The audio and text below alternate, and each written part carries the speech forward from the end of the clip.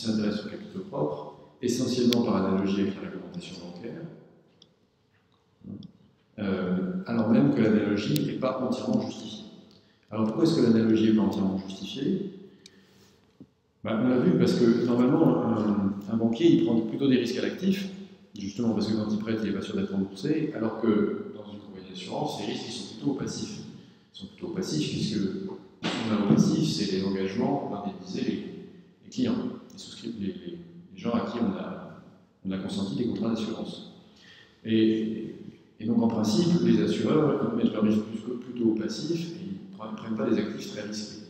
On va voir en fait que cette conception elle a quand même pas mal changé au cours des 20 dernières années, en particulier aux États-Unis et en particulier avec la vente de variable annuities. Ça, on verra ça la semaine prochaine. Bon, donc, analogie entre banque et assurance qui n'est pas entièrement justifiée, mais enfin, de toute façon, on a des capitaux propres qui permettent de faire face à des pertes, et puis qui permettent d'impliquer les actionnaires pour éviter l'aléa morale, mais ça, on verra peut-être ça plus en détail aujourd'hui. Bon, l'idée, c'est que ces capitaux propres doivent être proportionnés au risque. D'accord, on dit que la réglementation est risk sensitive, ou que les capital requirements sont risk sensitive, et donc, il faut que la réglementation soit en mesure de mesurer les risques, aussi bien actifs qu'au passifs, pour proportionner les capitaux propres.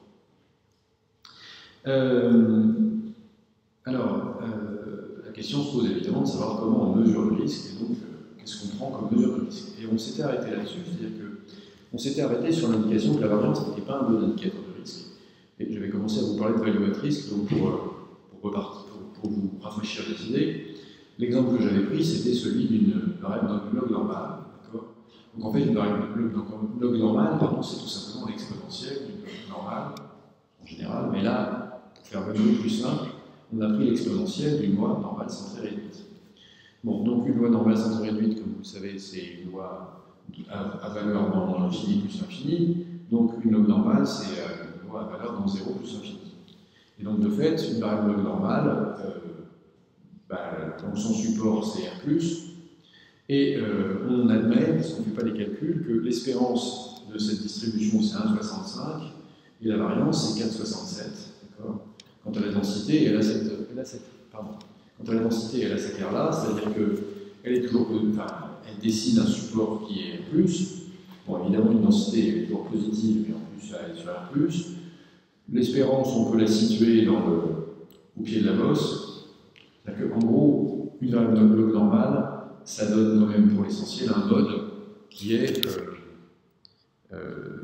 autour de 0,5. Pourquoi ça donne un mode qui est autour de 0,5 Pardon, qui est autour de 0,5, qui est autour de 1, excusez-moi. Pourquoi ça donne un mode qui est autour de 1 Parce que si on prend une normale centrée réduite, le mode d'une normale centrée réduite, il est à 0. Et donc l'exponentielle de 0, ça doit être 1. Alors ce qui m'inquiète un peu, c'est que là, le mode, il a quand même plutôt l'air d'être autour de 0,5, et donc quelque chose que je ne comprends pas bien. Pardon. Je me demande si mon échelle est la bonne. Puisque l'exponentielle 0, ça devrait avoir 1. Bon, à vérifier. En tout cas, ce qui est important là-dedans, c'est surtout de comprendre que, finalement, si vous misez sur cette variable aléatoire, vous avez un résultat qui est toujours positif. Donc, il n'y a pas de risque à pouvoir en parler. C'est-à-dire que si on vous donne gratuitement quelque chose qui vaut entre 0 et plus l'infini, on ne peut pas dire que vous prenez un risque. Vous commencez à prendre un risque si vous payez, par exemple, le droit d'obtenir le résultat de cette variable, et que de fait, la variable vous donne moins que ce que vous avez payé. Et si vous n'avez rien payé, si on vous dit je vais vous donner une somme entre 0 et plus l'infini, ça ne paraît pas un risque considérable. En tout cas, s'il n'y a pas une contrepartie illégale, amorale, mal, d'accord. Si gratuitement on vous donne entre 0 et l'infini, pour moi il n'y a pas de risque. Bon, et donc de fait, mesurer le risque de cette distribution, ça paraît assez simple. Le risque de cette distribution, ça devrait être 0. Surtout, si on compare avec une distribution qu'on va appeler Y', qui va avoir la même espérance, la même variance, mais dont on veut qu'elle donne des résultats négatifs. Alors pour ça, qu'est-ce qu'on fait? Je vous propose qu'on prenne en fait la distribution qui est en fait la symétrique par rapport à l'espérance. Qu'est-ce que ça veut dire la distribution qui est la symétrique par rapport à l'espérance? Alors là, je décale un peu l'argumentation pour bien montrer que la nouvelle distribution, Y', la queue de distribution est dans R-, alors que tout à l'heure, la queue de distribution était dans R+. Du coup, j'ai tronqué la distribution Y qu'on voyait, puisque on a décalé le point de vue. Le but étant de montrer la codistribution de Y'. Et donc, si maintenant vous avez le choix entre Y et Y', qu'est-ce qui se passe? Il se passe que Y et Y' ont la même espérance et la même variance. Donc, du point de vue du critère de choix de Markowitz, espérance variance, elles sont indiscernables. En revanche, la différence entre les deux, comme vous le voyez, c'est que Y a un mode qui est relativement proche de 0. Bon, donc de fait, Y va vous donner de la manière la plus probable un gain qui est petit, mais vous avez une petite probabilité d'un gain qui est très grand. Alors que Y' va vous donner un gain qui est plus grand, puisque ce qu'on voit, c'est que le mode est plutôt vers 3, mais il y a une possibilité que vous ayez un gain négatif, voire fortement négatif, d'accord, c'est-à-dire, on voit que c'est pas impossible, on voit encore la densité pour moins 4, donc la probabilité d'avoir moins 4 n'est pas complètement nulle. Bon, donc, même espérance, même variance, j'arrive pas à considérer qu'il y a un même risque, puisque dans le cas de Y, vous risquez rien, vous gagnez toujours. Dans le cas de Y', vous gagnez souvent plus, mais vous pouvez perdre. Et donc, on comprend pourquoi on puisse hésiter entre les deux. En gros, ceux qui ont de l'aversion pour le risque vont choisir Y, ceux qui n'ont pas d'aversion pour le risque vont peut-être choisir Y' en se disant qu'ils peuvent plus facilement gagner un montant positif. Bon. Donc, si au lieu maintenant de considérer la variance, on a vu qu'elle était la même par construction entre les deux variables, on regarde la value at risque, qui est donc une mesure du risque, dont je peux considérer qu'à certains égards, elle est plus satisfaisante que la variance. Pourquoi? Parce que comme c'est un quantile, si on choisit judicieusement le quantile, il devrait pouvoir nous donner une information qui est différente de celle qui nous donne la variance. En particulier, puisque Y est entièrement au-dessus de 0, vous pouvez prendre n'importe quel quantile de Y, votre quantile sera positif. D'accord? Et donc, de fait, si on dit la value at risk, c'est un quantile des pertes, ici il n'y a pas de perte. Pour Y, il n'y a pas de perte, puisque Y c'est que des gains. Donc, quel que soit le quantile des pertes, la perte ce sera 0. Donc, le risque mesuré de Y par un critère type value at risk, ça va être 0. Ce qui correspond à l'intuition que j'avais du risque. Après, vous n'êtes pas d'accord et ça se discute, mais il me semble quand même que l'idée qu'un risque, c'est qu'il ça peut être associé à une perte, c'est quand même assez fort. Si maintenant on considère le quantile 95% de la distribution des pertes de Y', ou le quantile 5% de Y', si on considère Y' comme des gains, alors en fait, la perte qu'on va avoir, la perte maximum qu'on peut avoir au seuil de confiance 95%, c'est une perte de 3,2. Je ne ferai pas le calcul, mais j'avais fait un petit dessin. Ah oui, voilà, c'est là. Donc l'idée, c'est que si vous voyez moins 3,2, vous avez 95% de chance, si vous choisissez Y', d'obtenir un résultat qui est au-dessus de moins 3,2, et vous avez 5% de chance d'obtenir un résultat qui est en dessous de moins 3,2. Encore une fois, le calcul est omis, et ce n'est pas la question. La question, c'est juste de comprendre que si on prend un quantile, on voit que ce quantile, il peut nous donner une valeur de perte pour Y', alors qu'il ne peut pas nous donner une valeur de perte pour Y. Et donc, si on essaye de mesurer la perte le risque par un quantile, on voit quand même que là, on fait apparaître une différence entre ces deux variables aléatoires qui, pour le critère espérance-variance, sont strictement équivalentes. Bon, alors, après, il y a une astuce qui pourrait dire, mais on voit bien que Y et Y' n'ont pas la même skewness, d'accord, pas le même coefficient d'asymétrie. Donc, au lieu de prendre l'espérance et la variance, on pourrait prendre l'espérance, la variance et la symétrie. Et la symétrie est positive dans le cas de Y et elle est négative dans le cas de Y'. La symétrie, c'est le moment d'ordre 3. Le problème, c'est que si vous avez des variables normales, par construction, leur asymétrie est égale à 0. Enfin, elle est égale à 3 en fait, d'accord, mais elle peut être égale à 3 pour toutes les variables normales.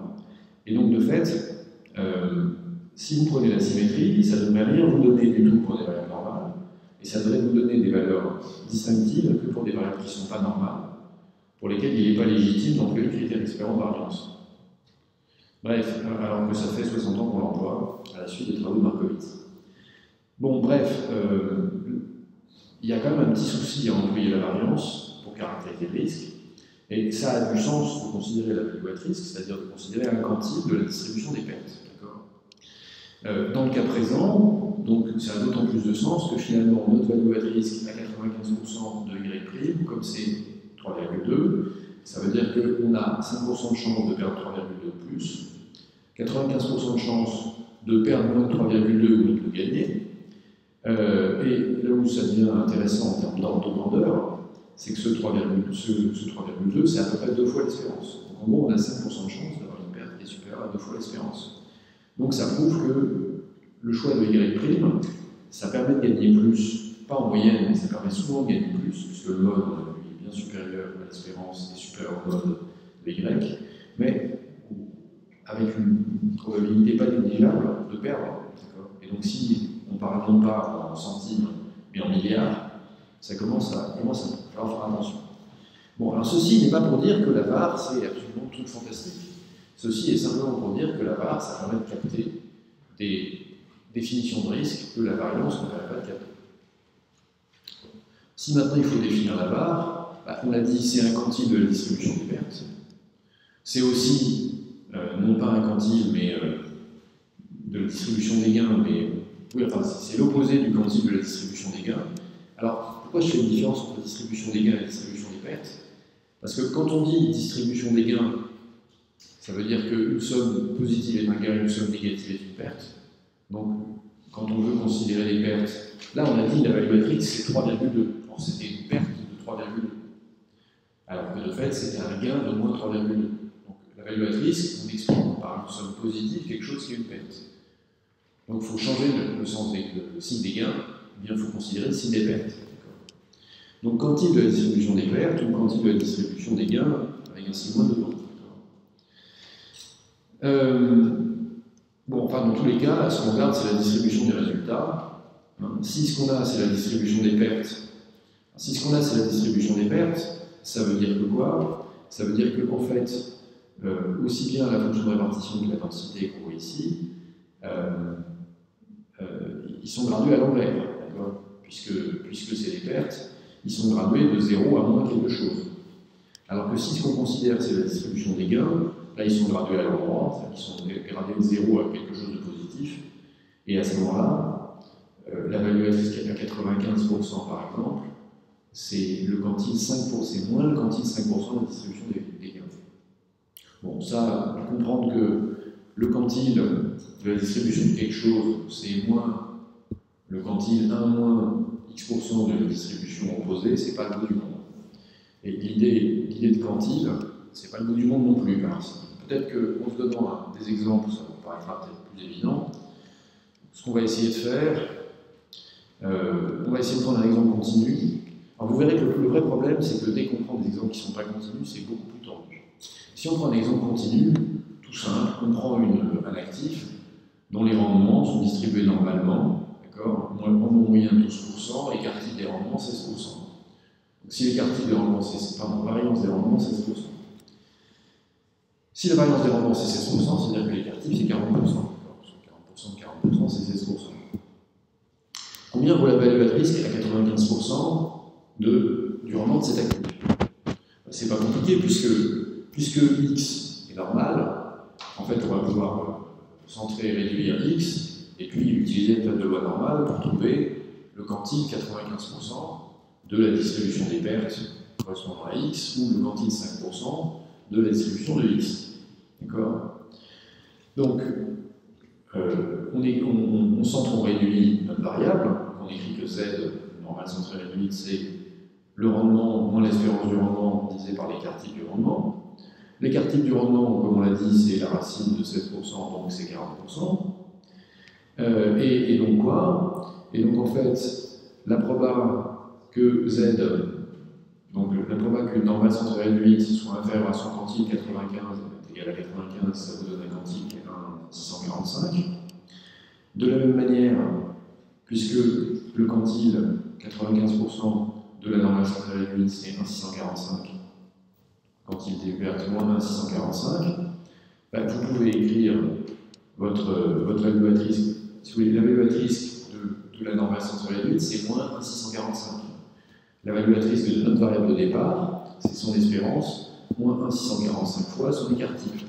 Donc dans notre cas, puisque l'écart-type c'est 40%, en moyenne vous gagnez 12%, mais vous avez 5% de chance de gagner la moyenne, moins 1,645 fois l'écart-type, donc moins 50, le quart-type c'est 40%, 1,645 fois 40%, ça doit être 66%, 65,8%. Donc moins 65,8% plus 12, ça vous fait moins 53,8. Donc, vous avez 5% de chance, pardon, d'avoir un rendement supérieur à moins 53,8%, ou 5% de chance d'avoir un rendement pire que moins 53,8%. Et donc votre value at risk, par approximation, là c'est pas par approximation normale, pour une variable normale, pour une variable pour laquelle vous utilisez l'approximation normale parce que c'est justifié, ça va être 53,8%, 53,8% signifiant une perte de 53,8%, et donc le fait que vous avez 5% de chance, puisque c'est une value at risk à 95%, d'avoir une perte plus grande, et 95% de chance d'avoir une perte plus faible ou égale. Bon d'accord, ok, on a défini un quantile, c'est super, vous avez passé l'année dernière à en calculer en stats. Seulement en stats, vous avez eu de la chance parce qu'en fait, vous n'avez jamais eu à calculer des quantiles pour des variables discrètes. Pratiquement jamais, puisque l'objet du cours de stats en troisième année, c'est d'apprendre la serveur du théorème central limite pour éviter justement le problème des variables discrètes. En particulier, le fait que quand vous essayez de calculer des quantiles variables de Bernoulli, c'est très rapidement très ennuyeux, très fastidieux à calculer, puisqu'il faut calculer ces quantiles par addition de probabilité. Et puis souvent, justement, ces additions de probabilité, on ne peut pas les faire parce qu'on n'arrive pas à calculer les probabilités de chacun des cas quand on a une population égale, donc un grand nombre de tirages de variables binomiales. Bon, mais pour vous changer et pour vous montrer ce à quoi vous avez échappé, je vous propose qu'on considère la value at risk pour, comme ça, des exemples pour une variable discrète. D'autant plus que j'avais mis ça en examen de banque il y a quelques années, c'était pas une super idée en fait. Bon, alors qu'est-ce qu'on fait? On prend une famille de variables aléatoires indépendantes qui en fait ont 4 valeurs possibles, et ces 4 valeurs sont les plus probables. Ces 4 valeurs possibles, c'est quoi? C'est moins 50, 0, 50 et 100. Donc en gros, il y a une chance sur 4 d'obtenir une valeur négative, sinon il y a une valeur nulle et 2 valeurs positives. On va avoir évidemment une espérance positive, mais ce qui nous intéresse là, c'est le calcul de la value at risk à 99%, puis à 95% pour cette variable, sachant qu'on n'a pas la possibilité d'inverser la fonction de répartition comme on le fait avec des variables discrètes, et en gros c'est ce qu'on fait quand on fait. C'est ce qu'on vient de faire, puisque quand on a une table de loi normale, normalement une table de loi normale c'est une table de fonction de répartition, et vous pouvez la lire à l'envers en cherchant un quantile au centre de la table, d'accord, dans les probabilités qui apparaissent. Bon, donc, dans un premier temps, on veut la value at risk pour la valeur x, pour la variable x, et puis ensuite, on va s'intéresser à la value at risk pour une somme de 3 variables dont on considère qu'elles sont indépendantes. Et puis, comment est-ce qu'on fait ça? On va faire ça par tâtonnement, puisqu'on n'a pas de fonction de répartition à inverser. Si on écrit que x peut prendre les 4 valeurs, moins 50, 0, 50 et 100 de manière probable, ça veut dire que la loi de proba, c'est une chance sur 4 d'avoir moins 50, une chance sur 4 d'avoir 0, une chance sur 4 d'avoir 50, une chance sur 4 d'avoir 100. Quel est le quantile 99% de cette distribution? En fait, c'est la perte telle qu'on est sûr à au moins 99%, on ne va pas l'excéder. Donc la question qu'il faut se poser, c'est en fait, il faut essayer pour les différentes valeurs. D'accord? Si on considère la valeur, la perte égale à 0, on se demande est-ce qu'on est sûr à 100% de ne pas perdre du tout? Non, on n'est pas sûr à 100% de ne pas perdre, puisqu'on a 25% de chance de perdre 50. Donc est-ce qu'au moins on est sûr à 99% de ne pas perdre? La réponse non, puisqu'on a 25% de chance de perdre 50. Donc on est sûr à 75% de ne pas perdre, ça c'est sûr. Donc si on cherchait une valeur at risk à 75%, on dirait que c'est 0, puisqu'on a 75% de chance de perdre 0, ou de gagner 50, ou de gagner 100. Mais en revanche, si on doit avoir 99% de certitude, là on est obligé de considérer qu'il est possible qu'on perde. Et donc puisqu'il est possible qu'on perde, en fait la value at risk aussi bien à 99% qu'à 95%, d'ailleurs ça va être 50. Et la value at risk à n'importe quel niveau de confiance supérieur à 75%, ça va être 50. Parce que, on a dit, on a 25% de chance de gagner 100, on a 25% de chance de gagner 50, donc on a 50% de chance de gagner plus de 50. On a 25% de chance de gagner 0, donc on a 25 plus 25 plus 25, 75% de chance de gagner 0 ou plus. D'accord? Mais en revanche, on a 25% de chance d'avoir une perte de 50. Et donc si on veut n'importe quel niveau de confiance supérieur à 75%, et à partir de 75,00000, enfin, bon, 75 plus epsilon, eh ben, notre value at risk, ce sera que on a une perte de 50 qui est possible, et donc du coup, la value at risk est 50.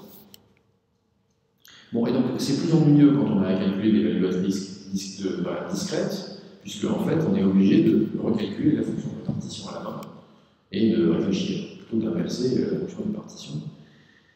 En particulier quand on se demande quelle est la value at risk d'une somme de deux variables aléatoires comme celle qu'on vient de regarder, ben, il faut qu'on écrive la loi de probabilité de ces variables aléatoires. Et donc il faut qu'on écrive la loi de probabilité de cette variable aléatoire. La pire perte qu'on puisse avoir quand on a x1 plus x2 plus x3, c'est qu'on perd 50 avec chacune des variables aléatoires. La probabilité qu'on perde 50 avec chacune des variables aléatoires, comme elles sont indépendantes, c'est le produit des probabilités de perdre 50 avec chacune. Donc c'est j'ai une chance sur 4 de perdre 50 avec la première, fois une chance sur 4 de perdre 50 avec la deuxième, fois une chance sur 4 de perdre 50 avec la troisième. Un quart fois un quart fois un quart, 4 fois 4, 16, 16 fois 4, 64. Donc un quart fois un quart fois un quart, c'est un 64e. Donc j'ai une chance sur 64 de perdre 150. Une chance sur 64, mais ça vaut, à bien y réfléchir, 1 sur 100 c'est 1%, 1 sur 50 c'est 2%, et 1 sur 64 c'est entre 1 et 2%. Bon, si on veut être plus précis, ça doit être de l'ordre de 1,6%, enfin 1,50 et quelques, ou 1,6 même %. Donc c'est de l'ordre de 1,6%. Alors justement, c'est là que c'est intéressant, c'est que 1,6% c'est plus grand que 1%. Mais c'est plus petit que 5%. Pourquoi je dis c'est plus grand que 1%? Mais parce que, souvenez-vous, on cherche à calculer la value at risk à 99%. Pour ce truc-là aussi. Or, puisque j'ai une probabilité supérieure à 1% de perdre 150, je ne peux pas dire que j'ai une probabilité supérieure à 99% de perdre moins de 150 strictement. D'accord? En fait, je suis pas sûr à 99% de perdre moins que ces 150-là, puisque j'ai une chance sur 64, donc 1,6% de chance de perdre. C'est-à-dire que j'ai 98,4% de chance de perdre strictement moins que 150, mais j'ai 1,6% de perdre plus, de perdre supérieure ou égale. Donc si on me demandait la value at risk à 98%, je pourrais dire c'est pas 150, c'est moins, parce que j'ai moins de 2% de chance de perdre 150. Mais comme là, on me demande la value at risk à 1%, je ne peux pas dire à 100 moins 1 égale 99% que je ne vais pas perdre 150. Non. J'ai plus de 1% de chance de perdre 150, donc ma value at risk à 99%, c'est 150. En revanche, pour trouver la value at risk à 95%, il faut que j'ai le reste de la distribution. Enfin, il faut que j'ai au moins une partie de la distribution suffisamment importante pour me demander quelle est la perte que j'ai 5% de chance seulement d'excéder et 95% de chance de ne pas excéder. Donc il faut que je continue en me demandant la perte suivante, c'est que je perde 50 avec 2 des 3 variables et 0 avec la troisième. Qu'est-ce que j'ai comme probabilité? En fait, j'ai le nombre de combinaisons d'une variable parmi 3, c'est pour dire que je peux perdre 0 sur la première variable, ou 0 sur la deuxième variable, ou 0 sur la troisième variable, c'est les 3 combinaisons. Mais si je perds 0 sur la première variable, ça veut dire que je perds 50 sur chacune des deux autres. Si je perds 0 sur la deuxième variable, ça veut dire que je perds 50 sur la première et sur la troisième. Si je perds 0 sur la troisième, ça veut dire que je perds 50 sur la première et sur la deuxième.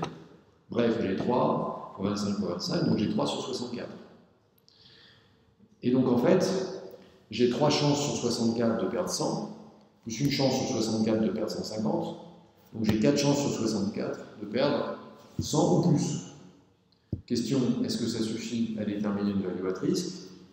4 sur 64, c'est 1 sur 16. 1 sur 16, c'est plus grand que 1 sur 20. Donc c'est plus que 5%. Donc j'ai bien plus de 5% de chance de perdre. Plus de 100.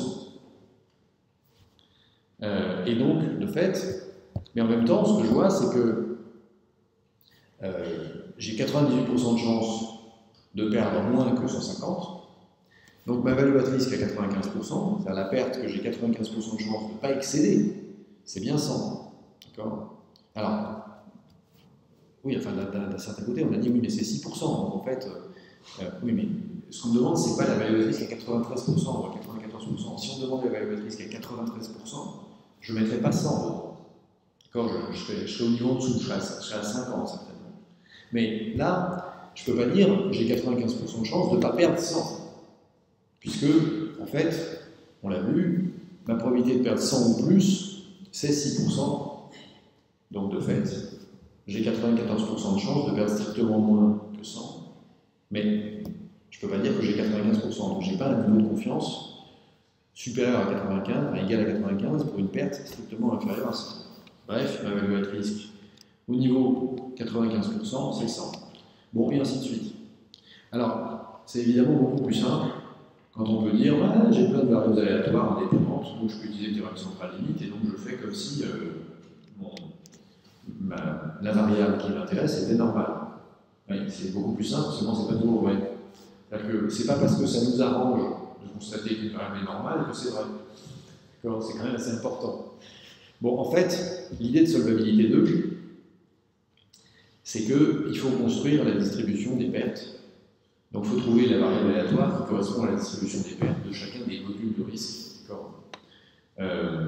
Et comment est-ce qu'on construit cette distribution des pertes?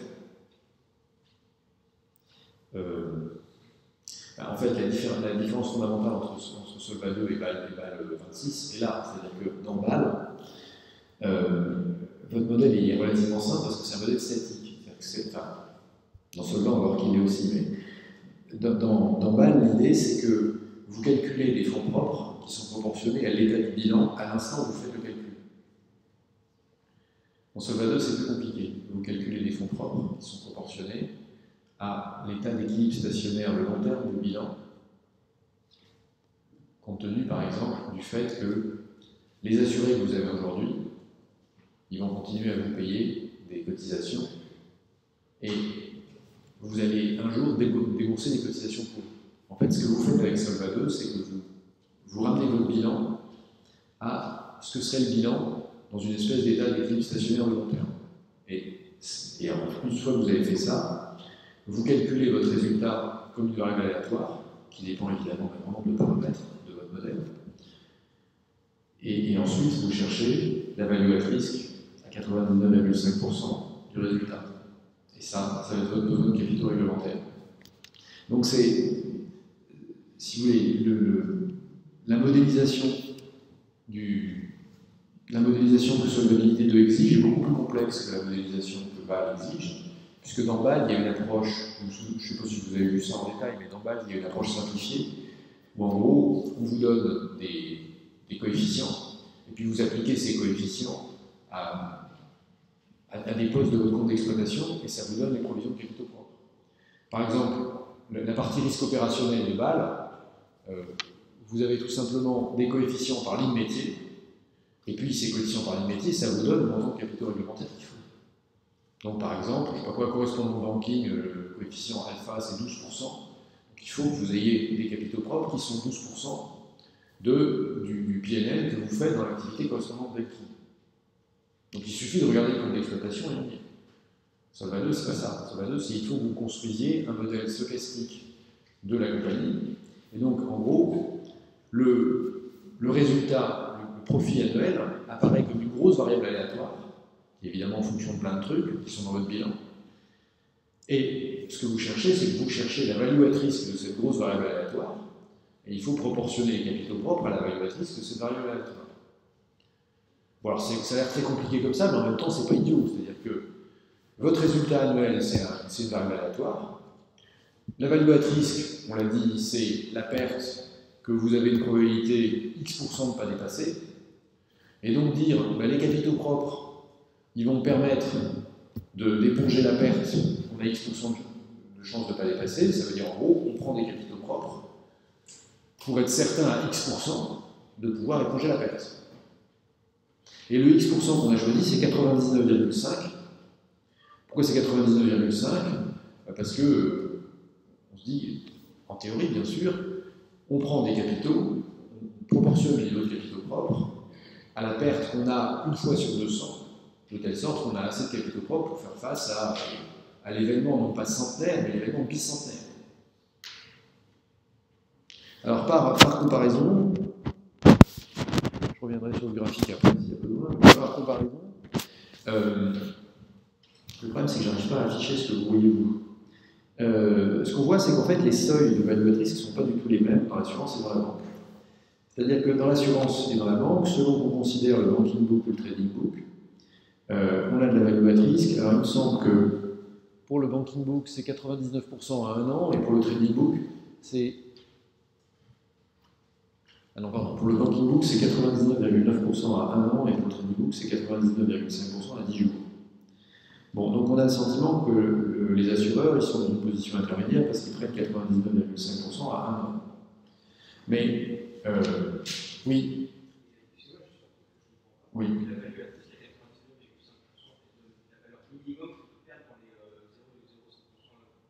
Oui. Et mais du coup, ça ne justifie pas totalement d'avoir un capital propre pour cette value at risk, puisque on perd plus. Oui, mais de toute façon, à partir du moment où vous avez une distribution de proba continue sur R, l'idée c'est que si vous cherchez une value at risk à 100%, ce sera l'infini. Donc il faut mettre une borne quelque part. Et la borne, en la mettant à 1 sur... Alors, là où vous avez raison, c'est que 1 sur 200, on dit, mais c'est quand même pas beaucoup. Puisque, en gros, ça veut dire qu'il y a une chance sur 200 que la compagnie n'ait pas assez de fonds propres pour faire défaut. Pour se protéger du défaut. En même temps, quand on regarde le cas des assureurs européens, il y a à peu près 4000 assureurs européens, et je pense que le nombre d'assureurs européens qui ont fait faillite depuis la mise en place de Solvabilité 2, c'est 0. Alors, si c'était vraiment une chance sur 200 de faire défaut, il aurait dû y avoir des défauts parmi les 4000 assureurs européens. Bon, donc c'est probablement que le calibrage est difficile. Et la raison pour laquelle le calibrage est difficile, c'est que vous voyez qu'en fait, on est dans les queues de distribution. À une chance sur 200, on commence à être assez dans des trucs un peu brumeux. D'autant plus que dire le résultat d'exploitation de la compagnie d'assurance est une grosse variable aléatoire, il y a un tout petit peu d'incertitude autour de la mesure de la variable aléatoire. C'est pas le truc qui est... Parce qu'il faut qu'on considère des scénarios avec tous les risques de marché possibles, tous les risques de longévité possibles. Et encore une fois, ce n'est pas un bilan instantané, c'est un bilan d'équilibre stationnaire, donc d'hypothèses démographiques, à la fois sur l'âge du départ en retraite, sur l'évolution de la mortalité, sur l'évolution de la natalité, quand on fait l'assurance vie. Tout ça a une complexité absolument diabolique. Et donc en fait, plus on va s'approcher des queues de distribution, plus les erreurs de mesure vont être importantes. Tout simplement parce que quand on est dans les 99,5%, selon qu'on est que la variable qu'on considère est normale, ou Cauchy ou Lévy, il y a des différences très fortes. Il faut dire ce qui est, on ne sait pas très bien calibrer le modèle. Bon, mais l'important c'est quand même de se rendre compte que bien qu'il y ait une analogie avec Bâle, qui est que dans la méthode avancée de Bâle, on modélise aussi le bilan de la compagnie comme étant une grosse variable aléatoire, en ayant essentiellement deux postes qui sont le trading d'un côté et le banking de l'autre. Et donc même si finalement les assureurs ont l'air de proportionner leurs capitaux réglementaires à leurs risques, à la manière des banquiers, en écrivant que le montant de capitaux réglementaires qu'il faut, c'est 1/10 de la value at risk à un certain niveau du résultat d'exploitation, en fait c'est quand même pas exact. Enfin, c'est de la value at risk, d'accord, mais c'est pas les mêmes hypothèses de modélisation d'une part, et d'autre part, c'est pas les mêmes niveaux de value at risk. Donc ça pose une question, ça pose en fait la question suivante.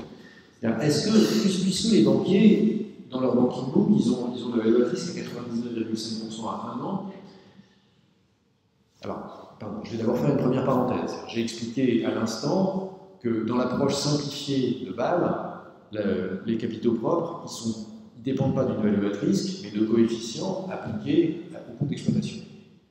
Ça, c'est l'approche basique de Bâle. D'accord, en Bâle, il y a aussi une approche. Il y a 3 niveaux d'approche. Il y a l'approche basique où vous multipliez les postes du compte d'exploitation par des coefficients. Il y a une approche un cran au-dessus où on vous explique comment vous construisez votre modèle. Et puis il y a une approche avancée où vous construisez votre modèle de votre activité et puis le superviseur vous dit oui ou non. Bon, et c'est, comme vous le savez, le grand débat depuis un bon moment maintenant, parce qu'à peu près tous les régulateurs se sont rendus compte qu'entre deux modèles internes, dans le calcul du risque sur un portefeuille d'actifs donnés, il y a des variations de 1 à 10. Bon, ce qui est quand même un peu un problème. Alors, on pourrait se dire, si c'est toute chose égale par ailleurs, c'est un problème, mais en fait, c'est jamais toute chose égale par ailleurs, parce que, justement, l'idée des modèles internes, c'est qu'on consolide les risques, et du coup, il y a des risques qui se neutralisent, parce que, je ne sais pas si vous avez des poutres et puis des dents à découvert, ça va en partie. Enfin, il y a des choses qu'il faut pouvoir compenser. Mais le truc, c'est que justement, quand on prend le même actif total, il y a une très forte différence entre les modèles internes de certaines banques. Bon, je ne veux pas revenir là-dessus, parce que le but, c'est pas de faire un cours de banque, mais en revanche, ce qui est important, c'est de comprendre que si vraiment, indépendamment des hypothèses de mesure, donc indépendamment pardon, de la façon dont les modèles internes sont construits, si vraiment on proportionne les capitaux réglementaires dans un cas à 99,5% du résultat à 1 an, dans l'autre cas à 99,9% du résultat à 1 an, bah, il est bien évident que la valuatrice à 99,9% est plus élevée que la valuatrice à 99,5%. Elle doit même être sensiblement plus élevée, parce que si vous regardez une table de loi normale, c'est quoi le quantile 99,5%? Autant qu'ils m'en souviennent, c'est 2,57. C'est quoi le quantile 99,9%? Pour autant qu'ils m'en souviennent, c'est 3,08. Et 3,08, c'est 2,57 plus 20%. Donc l'idée, c'est que si vous appliquez le quantile Banking Book, vous avez les capitaux propres dans une proportion de 3,08. Si vous appliquez le critère Solva 2, vous avez des capitaux propres dans une proportion de 2,57. Si vous appliquez le critère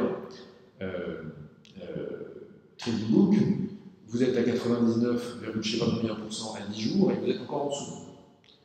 Donc la question c'est, est-ce qu'il ne serait pas possible de mettre les actifs là où finalement il y a le moins besoin de capitaux réglementaires? Alors, ça paraît bizarre, mais quand on pense à des groupes intégrés, si on prend les groupes bancaires français par exemple, BNP Paribas, ils ont une compagnie d'assurance qui s'appelle Cardiff, Société Générale, ils ont une compagnie d'assurance qui s'appelle Sogessure, Crédit Agricole, Crédit Lyonnais, ils ont une compagnie d'assurance qui s'appelle Pacifica, bon après ils ont Crédit en fait, ils ont plusieurs compagnies d'assurance, le Crédit Mutuel, ils ont des assurances du Crédit Mutuel, bref, tous les gros groupes bancaires sont adossés à des assureurs. Et dans l'autre sens, AXA, ils ont AXA Bank. Allianz, ils ont Allianz Bank. Donc, est-ce que, en fait, la conjugaison d'assurance et de banque au sein de conglomérats, c'est pas une manière d'optimiser les exigences en capitaux propres? La question mérite d'être posée. Bon, en fait, je ne veux pas entrer dans le détail, mais d'abord, Solvabilité 2, c'est quand même. Si vous voulez, les différences de construction du modèle sont telles que comparer simplement le niveau du quantile, c'est pas une bonne indication, mais parce qu'en fait, la manière, enfin bon, bref, la preuve, on ne va pas la voir en regardant la manière dont Solvabilité 2 construit les besoins de capitaux propres. On va tout simplement prendre des portefeuilles types et puis regardez combien il faut de capitaux propres dans VAL 2, dans VAL 3 et dans Solvabilité. Avant de faire ça, un dernier mot quand même sur Solva 2. Bon, l'idée c'est Solva 2, c'est quoi? C'est qu'à l'actif, vous avez vos actifs, d'accord? Et vos actifs, bah, ça, vous les prenez tels qu'ils sont. Ensuite, au passif, qu'est-ce que vous faites? Ben, vous savez que pour l'essentiel, les passifs d'assurance, c'est des provisions récurrentiques qui sont en gros l'espérance de ce que vous allez devoir payer à vos assurés. Vous avez signé des contrats avec les assurés, vous allez devoir les indemniser. Vous avez tarifé les contrats de telle sorte que ce que vous avez fait payer à l'assuré, ce ne soit plus que l'espérance de ce qu'il va falloir rembourser, mais ce que vous devez mettre au passif, c'est une espérance de sinistre. Bon, cette espérance de sinistre, on va l'appeler en fait une best estimate. Et alors, ce best estimate, donc c'est la meilleure estimation possible de l'espérance de ce que vous allez devoir payer. Mais dès que vous y réfléchissez 2 secondes, le problème c'est de savoir qu'il y a plein d'hypothèses de calcul qui ne vont pas de soi. Alors, parmi les hypothèses de calcul, il y a qu'il faut choisir des taux d'actualisation pour les paiements futurs. Or, toute l'assurance, c'est un truc avec le futur. Soit parce que, enfin, y compris quand vous faites de l'assurance de dommages, bon, vous allez devoir payer des indemnités dans l'année ou dans les quelques années, ça peut être quand même assez long, parce que si on prend l'assurance construction, par exemple, dans l'assurance construction en France en particulier, il y a une garantie décennale, et la garantie décennale, c'est une assurance. Concrètement, s'il y a un sinistre qui survient à la 10e année, le temps qu'il y ait l'expertise, le temps qu'il y ait éventuellement un contentieux, ça veut dire que vous pouvez mettre 15 ans à payer. Dans l'assurance auto, ça a l'air d'être. C'est de fait l'assurance auto, c'est l'assurance de responsabilité civile. On a l'impression qu'une fois qu'il y a l'accident, on rembourse la voiture qui est cassée. Sauf que le problème, c'est que si le conducteur qui était en face, il est estropié et qu'il faut lui payer une rente viagère, ça peut durer 50 ans. Donc de fait, même dans l'assurance dommage, où on a l'impression que c'est instantané, on peut avoir des indemnités qui s'échelonnent sur des décennies. Donc de fait, la question du taux d'intérêt, c'est pas une petite question. Alors, dans l'assurance vie, je vous en parle pas. C'est que quand vous commencez à prendre les cotisations de quelqu'un qui commence à travailler à 22 ans et que vous allez le garder jusqu'à la fin de son espérance de vie, vous allez lui prendre 45 ans de cotisation et puis derrière vous allez lui payer 25 ans, 30 ans, 40 ans de prestation retraite, vous imaginez à quel point le choix du taux d'intérêt dans l'évaluation du passif, c'est important. Donc évidemment, Solva 2, il y a quand même, j'ai dit, on norme pas beaucoup la construction des provisions, sauf qu'on norme quand même le choix du taux d'intérêt. C'est-à-dire qu'il y a une courbe de taux réglementaire qui est fournie avec Solva 2. Alors la courbe de taux réglementaire, elle n'est pas dans la directive, parce que s'il fallait un vote du Parlement européen, pour modifier la courbe de taux réglementaire, ce serait un peu compliqué, elle est dans les actes délégués, c'est-à-dire les machins qui sont en gros les décrets d'application. Il y a une courbe de taux réglementaire qui permet donc de calculer le best estimate. Le best estimate, c'est donc l'espérance mathématique des indemnités que vous aurez à verser. Et puis, il y a ce qu'on appelle la marge de risque. Alors attention, la marge de risque, ça n'est pas du tout une marge de prudence. C'est pas, je calcule l'espérance et puis je rajoute une marge de solvabilité. Non, c'est en fait le coût de portage en fonds propres du risque. C'est-à-dire, en gros, c'est si vous deviez... On imagine que vous revendiez un contrat d'assurance sur le marché. Enfin, plutôt, vous payez quelqu'un pour aller porter votre risque. Ce quelqu'un, il va être obligé d'avoir des fonds propres s'il prend le risque en plus. Et donc, la marge de risque, que je vais faire un coup de portage, c'est en fait le niveau de fonds propres qui est nécessaire pour, dans Solvabilité 2, pour aller avec ses provisions. D'accord ? Et ce machin-là est calculé en valeur de aussi bien le best estimate que la marge de risque, c'est la valorisation par to market, c'est-à-dire en gros, c'est le prix auquel vous pourriez céder des engagements d'indemnisation sur un marché compétitif. Alors, inutile de vous dire que le marché compétitif de la cession de votre portefeuille de risque, ça n'existe pas vraiment. Mais n'empêche qu'il faut imaginer une évaluation market consistante et fair value, donc du prix de cession des engagements de l'assurance. Sachant que le prix de cession, c'est-à-dire que c'est vous qui payez une compagnie d'assurance pour indemniser les clients futurs. Bon, ça existe, du marché de cession des risques, parce qu'on l'a vu, la réassurance, c'est la cession en partie, soit en proportionnel, soit en proportionnel au risque, mais il y a aussi, ça arrive de la même façon qu'on titrise des engagements, de la même façon qu'on titrise de l'actif bancaire, d'ailleurs du passif bancaire, on peut titriser du passif d'assurance. On titrise de l'actif bancaire ou du passif bancaire. Dans le cas des subprimes, ce que vous titrisez, c'est bien de l'actif bancaire. Vous avez accordé des crédits à des ménages pour qu'ils achètent des appartements, ou de l'immobilier en général. Ces ménages, ils vous payent un remboursement mensuel, vous mettez ça dans un véhicule de titrisation, dont vous vendez des parts, de fait, vous allez titrisé votre actif. Et vous allez bientôt avoir la crise de subprime, ouais, chouette.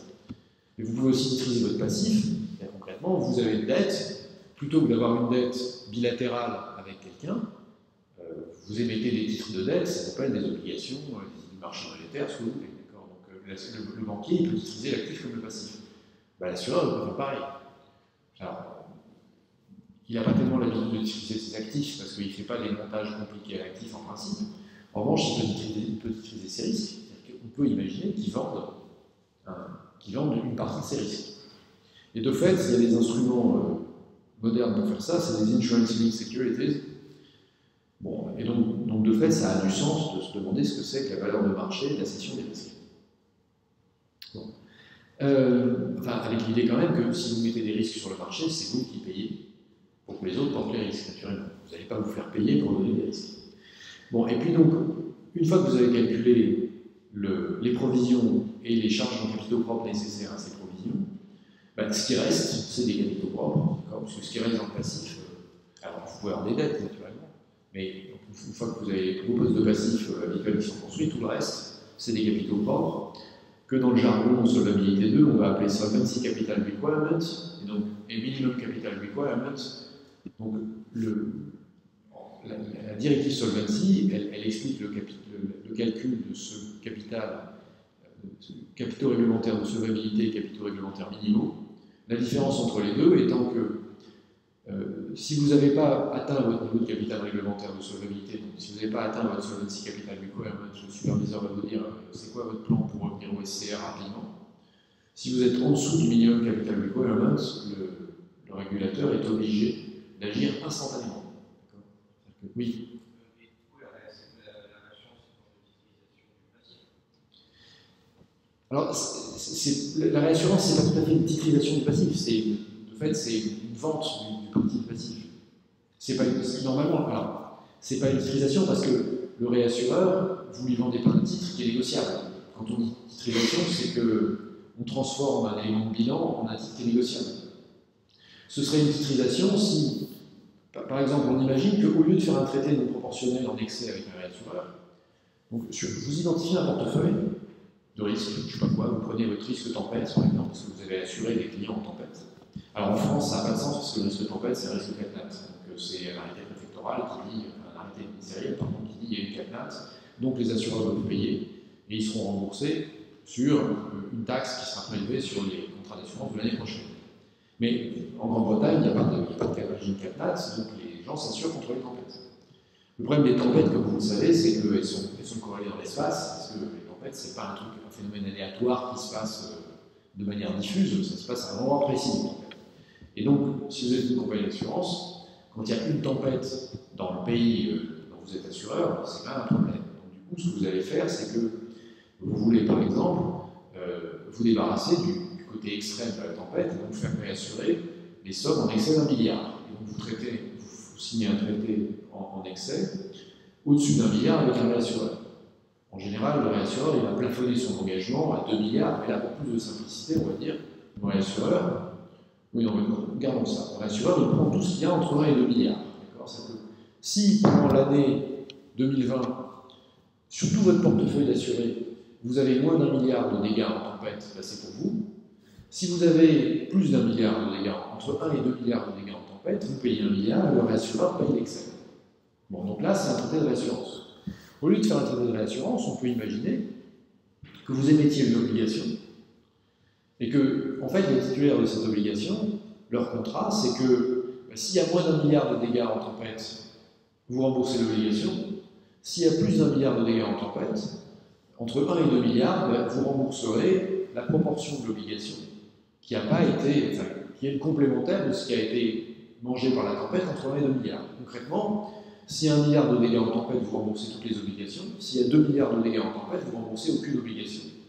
S'il y a 1,5 milliard de dégâts en tempête, vous remboursez la moitié des obligations. Bon, ça s'appelle un catastrophe bond, donc une obligation catastrophe en français. D'accord. Mais ça, c'est la vraie titrisation, parce que de fait, les gens qui ont acheté une obligation catastrophe, ils peuvent la revendre via un marché secondaire. Et la contrepartie de l'obligation catastrophe, vous vous en doutez, c'est qu'il y a un rendement qui est beaucoup plus élevé qu'une obligation corporate standard, parce que si vous êtes un bon assureur avec une bonne notation, donc vous devez double A ou quelque chose, double A moins ou quelque chose comme ça, du double A moins, c'est quand même, c'est pas des rendements terribles, d'accord, ça fait du 2,5%. Une obligation catastrophe, ça peut être 7%. Donc il y a des gens qui sont prêts à prendre ces risques. Et d'autant plus que jusqu'ici, il n'y avait pas eu de problème, mais là, la dernière tempête au Japon, là, parce que les acheteurs d'obligations catastrophes, ils commencent à gagner. On ne gagne pas à tous les coups. Voilà. Donc de fait, il y a des prix de marché pour titriser des risques d'assurance, et l'idée, c'est que dans Solvabilité 2, toute la partie provision, elle doit être évaluée à ce prix de marché, avec une courbe des taux qui est la courbe des taux légale, qui est donc donnée par des textes réglementaires européens.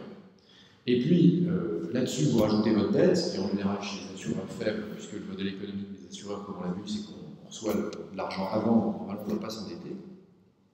Et tout ce qui reste, c'est des capitaux propres, pour lesquels la réglementation fixe un minimum, et quand vous êtes en dessous de ce minimum, du minimum capital requirement, vous êtes démantelé. Voilà. Alors, donc, on voit comment ça marche, on voit qu'on proportionne les capitaux propres à la valeur à risque à 99,5% du résultat de l'année. ce qui n'est pas exactement la même chose que dans la banque. Question, est-ce qu'il n'y aurait pas des arbitrages entre la banque et l'assurance, puisque finalement quoi? Ben, finalement, le texte qui régit le fonctionnement des conglomérats financiers, il est en fait antérieur à Solvabilité 2 et à ABA 3. C'est la directive FICOD. FICOD, ça veut dire Financial Conglomerate Directive. Elle est de 2002, alors que Solvabilité 2 est de 2009, mais en fait, comme vous le savez, les actes délégués sont de 2015. Et BAL 3, c'est le règlement 2013-575, donc c'est bien postérieur à FICOD. Donc on se dit peut-être que FICOD, ça ne marche pas bien.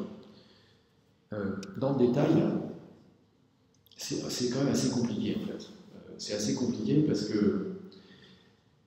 parce qu'en plus, pour les groupes de banque assurance, dont la maison mère est une banque, il y a un régime de fonctionnement qui est différent des régimes de fonctionnement pour les groupes d'assurbanques, pour lesquels la maison mère, c'est une compagnie d'assurance. Je m'explique.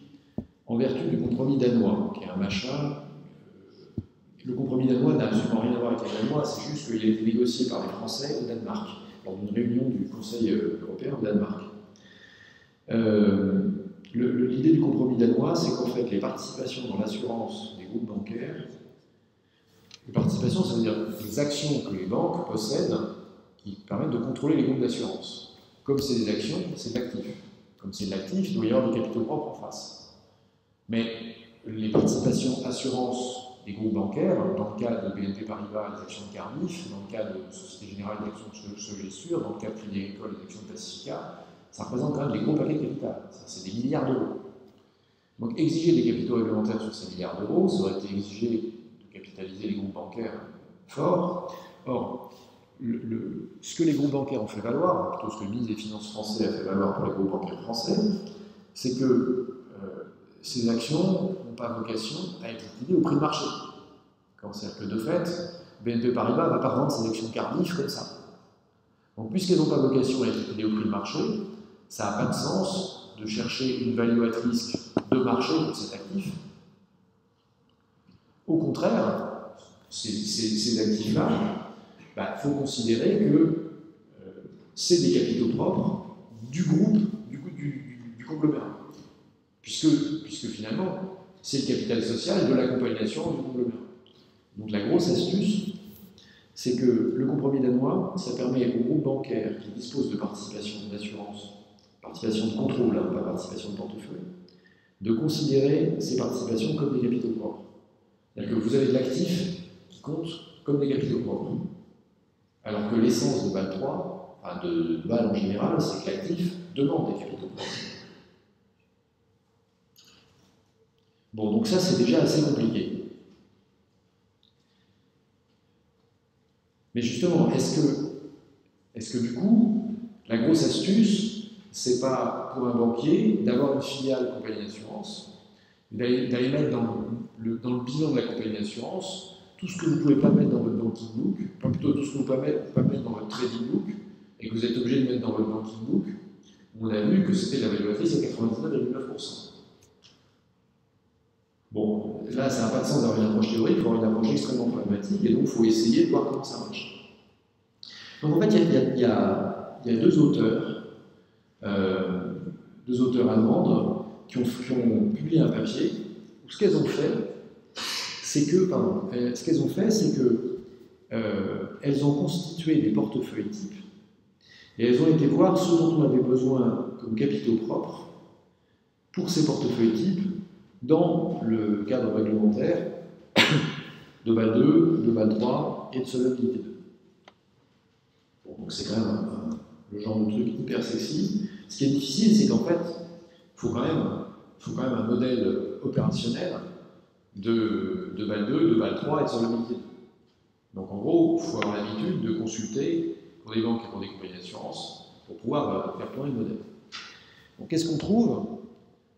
On trouve que si on regarde d'abord ce qu'il y a des obligations souveraines, typiquement, il faudrait que je me retourne parce que, comme je ne vois pas la même chose que vous, ce que vous voyez, c'est que là, en fait, on imagine en fait deux portefeuilles. Un portefeuille type qui est composé d'obligations souveraines, d'obligations corporate, d'actions. Et puis un portefeuille uniquement composé d'obligations souveraines. Et donc l'idée, c'est que on va de 0 à 100. 0, c'est on a uniquement le portefeuille type. 100, c'est on a uniquement le portefeuille d'obligations souveraines. Et entre les deux, on a une combinaison linéaire du portefeuille type et du portefeuille d'obligations souveraines. Et qu'est-ce qu'on voit? On voit que, alors dans BAL 2, on voit que plus on est près de 100, moins il y a besoin de capitaux réglementaires. Les capitaux réglementaires, c'est la barre qui indique le volume de capitaux réglementaires qui est prescrit par le cadre prudentiel. Donc en gros, dans BAL 2, avec le portefeuille type, il y a besoin de 1000 de capitaux propres, et avec les obligations souveraines uniquement, il y a besoin de l'ordre de 300 capitaux propres. Et donc en fait, le niveau de capitaux réglementaires qui est préconisé par BAL 2, c'est. Ça dépend du mix, d'accord, mais on est pour une combinaison linéaire du portefeuille d'obligations et du portefeuille type, on est entre 300 et 1000. Alors que dans BAL 3, on voit qu'avec le même risque, on est plutôt entre.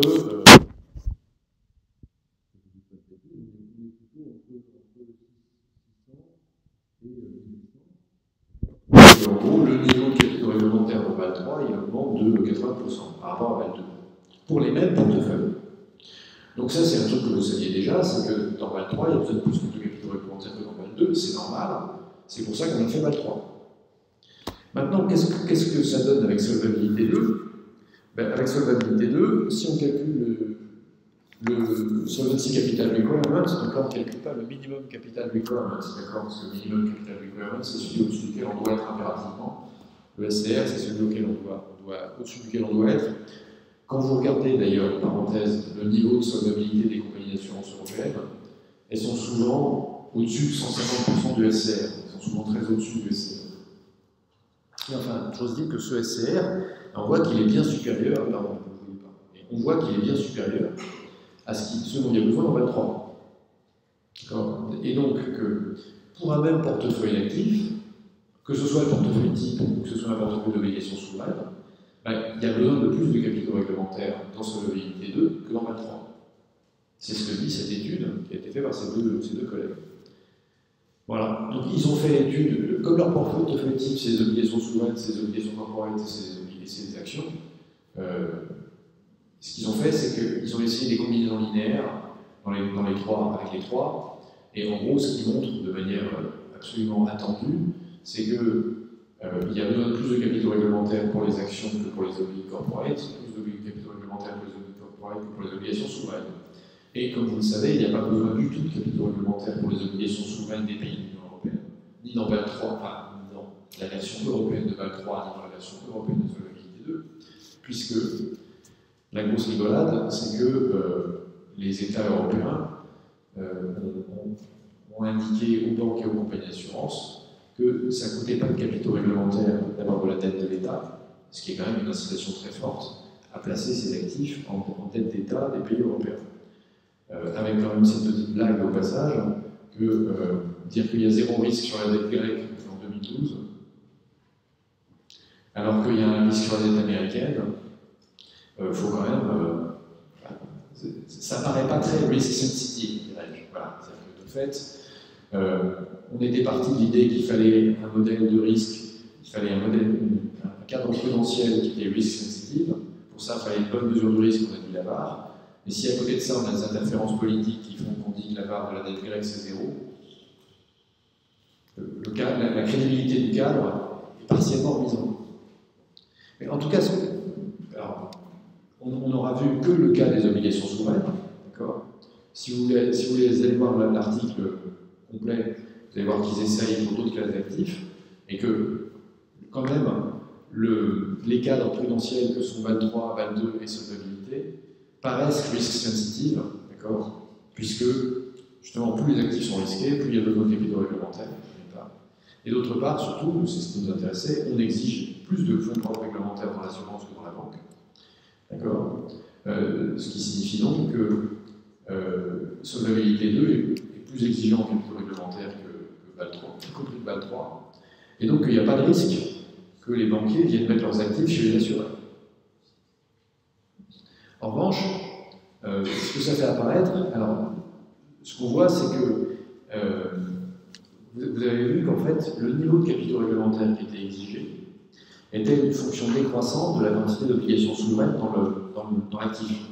D'accord ? Si je vous remontre ça, si je vous remontre ça, vous voyez que plus la proportion d'actifs qui est consacrée aux obligations souveraines est grande, moins le niveau de capitaux réglementaires est élevé. Donc quand on va vers la droite, on a besoin de moins en moins de capitaux réglementaires. Ce qui signifie donc que ce sont les obligations souveraines qui sont favorisées par la réglementation. Et ça c'est vrai aussi bien pour BAL que dans solvabilité 2, puisqu'on voit la même baisse dans BAL 2, dans BAL 3, d'accord, enfin, ça c'est BAL 2, ça baisse pas beaucoup. Mais d'ailleurs, la pente est plus forte dans BAL 3 que dans BAL 2, et plus forte dans solvabilité 2 que dans BAL 3. Donc l'incitation est d'autant plus forte pour les assureurs. Encore plus fort pour les assureurs. Alors le résultat de ça, c'est quoi? C'est que si on regarde les actifs des assureurs, en fait, les actifs des assureurs européens, c'était à 34% de la dette en 2006, enfin à 34% des obligations, et en 2015, on est passé à 59%. Entre les deux, qu'est-ce qui s'est passé? Il s'est passé qu'en 2007, la directive solvabilité 2 a été présentée au Parlement européen. En 2009, elle a été votée pour une application au 1er janvier 2010. Pardon, 1er janvier 2012, pardon, 1er janvier 2014, pardon, 1er janvier 2016. Donc, en 2015, son application est devenue imminente. Et donc, ce qu'on voit, c'est que l'actif des assureurs européens, c'était un tiers des obligations avant solvabilité 2, c'est devenu presque 60%, 2 ou 3 cinquièmes d'obligations, avant, quand solvabilité 2 doit entrer en vigueur. Donc, on peut se demander quand même si solvabilité 2 n'a pas, en fait, poussé les assureurs, alors non pas à des arbitrages réglementaires qui auraient été d'accueillir des actifs qui étaient trop risqués pour les banques, mais au contraire, de choisir des classes d'actifs qui étaient favorisées par la réglementation, principalement la dette souveraine, qui est complètement exemptée de capitaux propres. Donc, dans la mesure où on voit que les bilans des assureurs ont changé fortement dans la période qui précédait l'entrée en vigueur de solvabilité 2, on peut se demander si finalement la réglementation n'a pas biaisé le choix des assureurs en faveur de dette souveraine. Vous avez touché la théorie du choix de portefeuille, j'imagine. Vous avez touché du Markowitz, non? Super. On va faire autrement. Qui n'a jamais entendu parler de Markowitz? Bon. Qui n'a jamais fait de choix de portefeuille? Ah, voilà. L'idée du choix de portefeuille, c'est que vous êtes face à un univers d'actifs où chaque actif est considéré comme une variable aléatoire, et cette variable aléatoire, c'est le rendement de l'actif. Et donc, cette variable aléatoire, elle a une espérance et une variance, vous avez donc un nombre espéré et une variance d'un nombre espéré. Et le choix de l'allocation optimale de vos actifs, ça va être de choisir le portefeuille actif, dont au terme duquel il y a un arbitrage entre le risque et le rendement qui convient à votre fonction d'utilité, ou à vos préférences. Ce qui est intéressant, c'est que à partir du moment où on impose aux agents des capitaux réglementaires qui vont dépendre du risque des actifs, on voit en fait que les entreprises du secteur financier ne sont pas dans le même univers d'actifs financiers que les particuliers. Puisque nous, ce qu'on reçoit, c'est qu'on reçoit des actifs non filtrés. Quand on voit des actifs financiers, ils ont une espérance, ils ont une variance, et on les prend tels quels.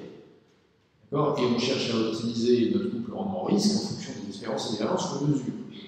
Les établissements financiers, leur couple rendement-risque, il est transformé par le fait que, comme ils ont des provisions réglementaires qui sont obligatoires, ces provisions réglementaires elles ont un coût, et donc elles vont grever le rendement des actifs. Concrètement, si quand vous achetez pour 100 € d'actions, vous êtes obligé d'avoir pour 15 € de capitaux réglementaires qui vont vous coûter 15%, ça va diminuer le rendement des actions, alors que si pour 100 € d'obligations, vous avez 0 € de capitaux réglementaires, les obligations souveraines vont devenir plus intéressantes par rapport aux actions qu'elles ne sont pour les gens qui ne supportent pas les capitaux réglementaires que vous avez. Donc vous voyez qu'en fait, les entreprises du secteur financier, leur espace espérance-variance, il est totalement différent de l'espace espérance-variance des simples particuliers comme nous-mêmes qui n'avons pas d'exigence prudentielle. Bon, et donc se pose la question de savoir si cette réglementation prudentielle, elle ne biaise pas considérablement à défaut de biaiser l'allocation des actifs à l'intérieur du groupe, elle ne biaise pas la manière dont les entreprises du secteur financier allouent leurs actifs. Ah tiens, c'est amusant, il y a la suite. Pardon. Bon, excusez-moi, je vais pas revenir mes transparences ce matin, mais petite parenthèse quand même. Vous voyez cette fois-ci que on voit comment le BAL2, BAL3, solvabilité 2 réagissent à d'autres actifs que la dette souveraine. Ce qu'on voit, c'est que si on regarde par exemple maintenant les corporate bonds, les corporate bonds c'est quand même censé être plus risqué que la sovereign bonds. Enfin, attends, c'est sûr que si vous comparez la dette d'une entreprise comme, je sais pas quoi, Saudi Aramco ou Exxon, pardon, une boîte qui est quand même bien notée par rapport à la dette du Congo, c'est plutôt la corporate qui sera peu risquée. Mais en gros, si les gestionnaires d'actifs vont chercher de la dette corporate, c'est plutôt pour avoir plus de rendement que la dette souveraine. Et donc, du coup, il doit y avoir plus de risques. Et ce qu'on voit, c'est que cette fois-ci, la quantité de fonds propres est une fonction croissante du pourcentage de dette corporate, ce qui signifie tout simplement que le portefeuille type, il intègre un peu de dette corporate, mais son risque moyen est inférieur au risque moyen de la dette corporate. Et puis, si vous regardez maintenant l'immobilier, on voit que l'immobilier, là aussi, les fonds propres qui sont nécessaires, c'est une fonction croissante du pourcentage d'immobilier dans votre portefeuille. Alors c'est vrai dans BAL 2, dans BAL 3 la pente est plus forte, et dans solvabilité 2 la pente est très très forte. Et pourquoi la pente est très très forte? Parce que l'immobilier c'est un type d'actif qui est relativement risqué. C'est un type d'actif qui est risqué pour deux raisons.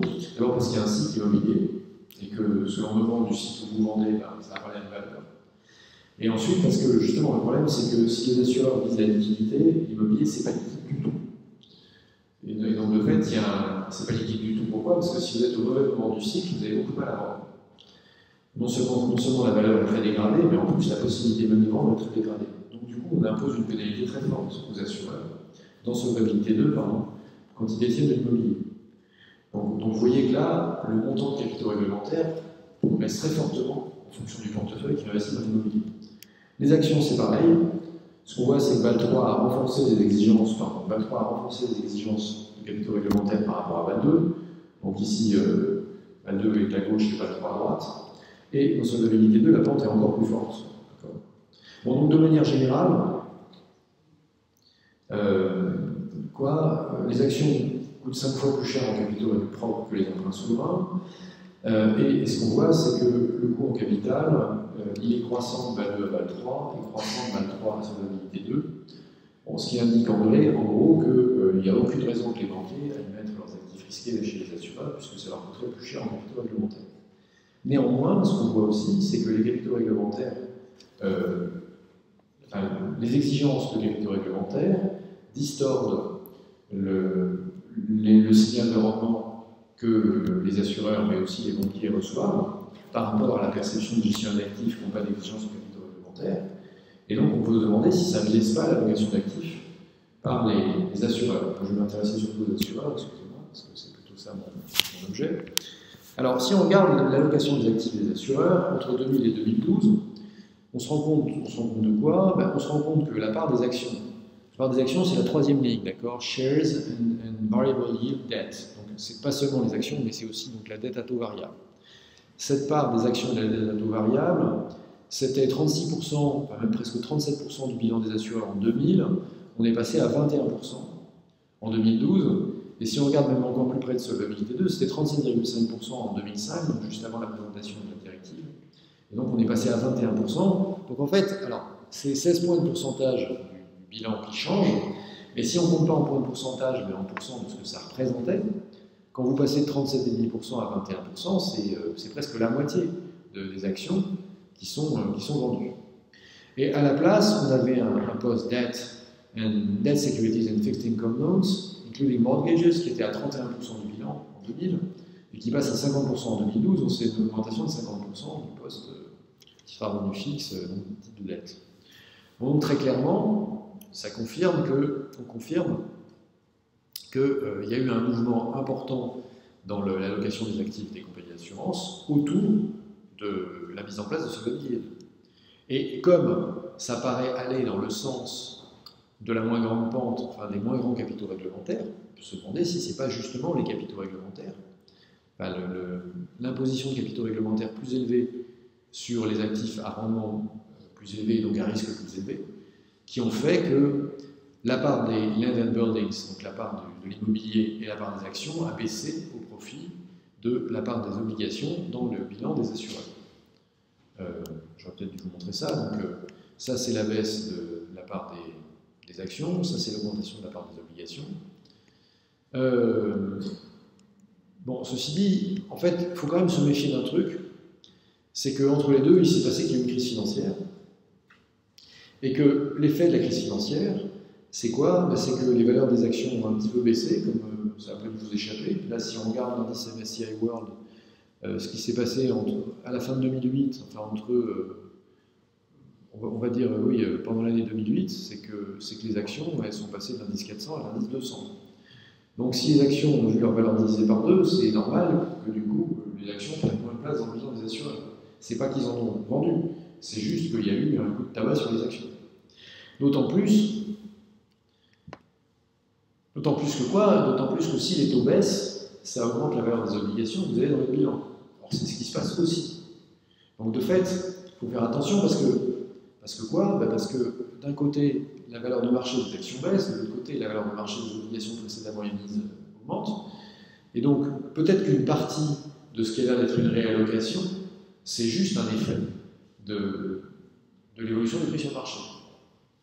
Alors, qu'est-ce que je vous propose de faire? Je vous propose en fait de corriger le tableau que je vous ai montré, d'une part pour les actions en considérant que la valeur des actions suit l'indice MSCI World qu'on vient de voir, et d'autre part en considérant que les obligations, en fait, alors les obligations c'est assez compliqué parce que le problème des obligations, c'est qu'en général, ce que vous faites, c'est que vous renouvelez une partie de votre stock d'obligations tous les ans. Enfin, les assureurs, pour l'essentiel, ils n'ont pas une gestion dynamique des obligations. Ce n'est pas des gestionnaires de fonds. Ils n'achètent pas, ils vendent des obligations. Pour l'essentiel, ils achètent des obligations à l'émission et ils les gardent jusqu'à la maturité.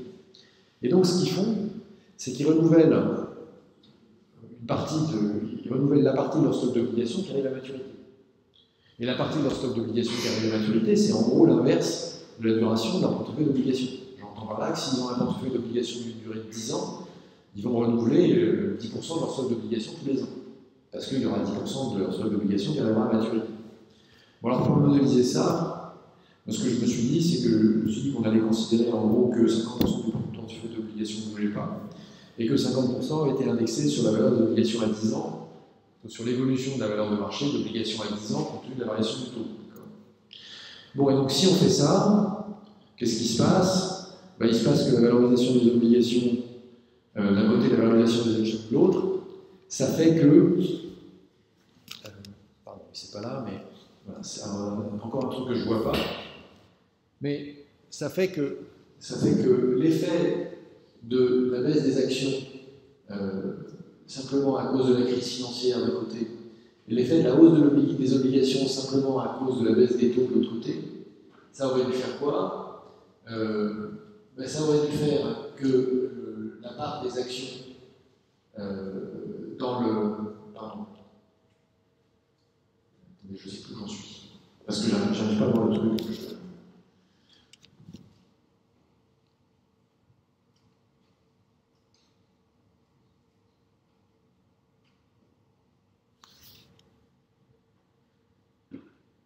Oui, donc pardon. Donc, si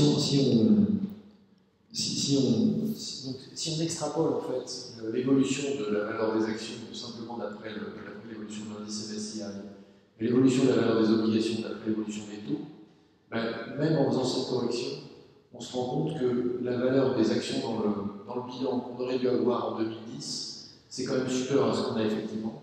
Que les actions auraient dû faire 47% du bilan, elles en font 31%. Et la valeur des titres de dette dans le bilan aurait dû être à 22%, et il est à 41%. Et donc, de fait, il y a un truc qui m'étonne.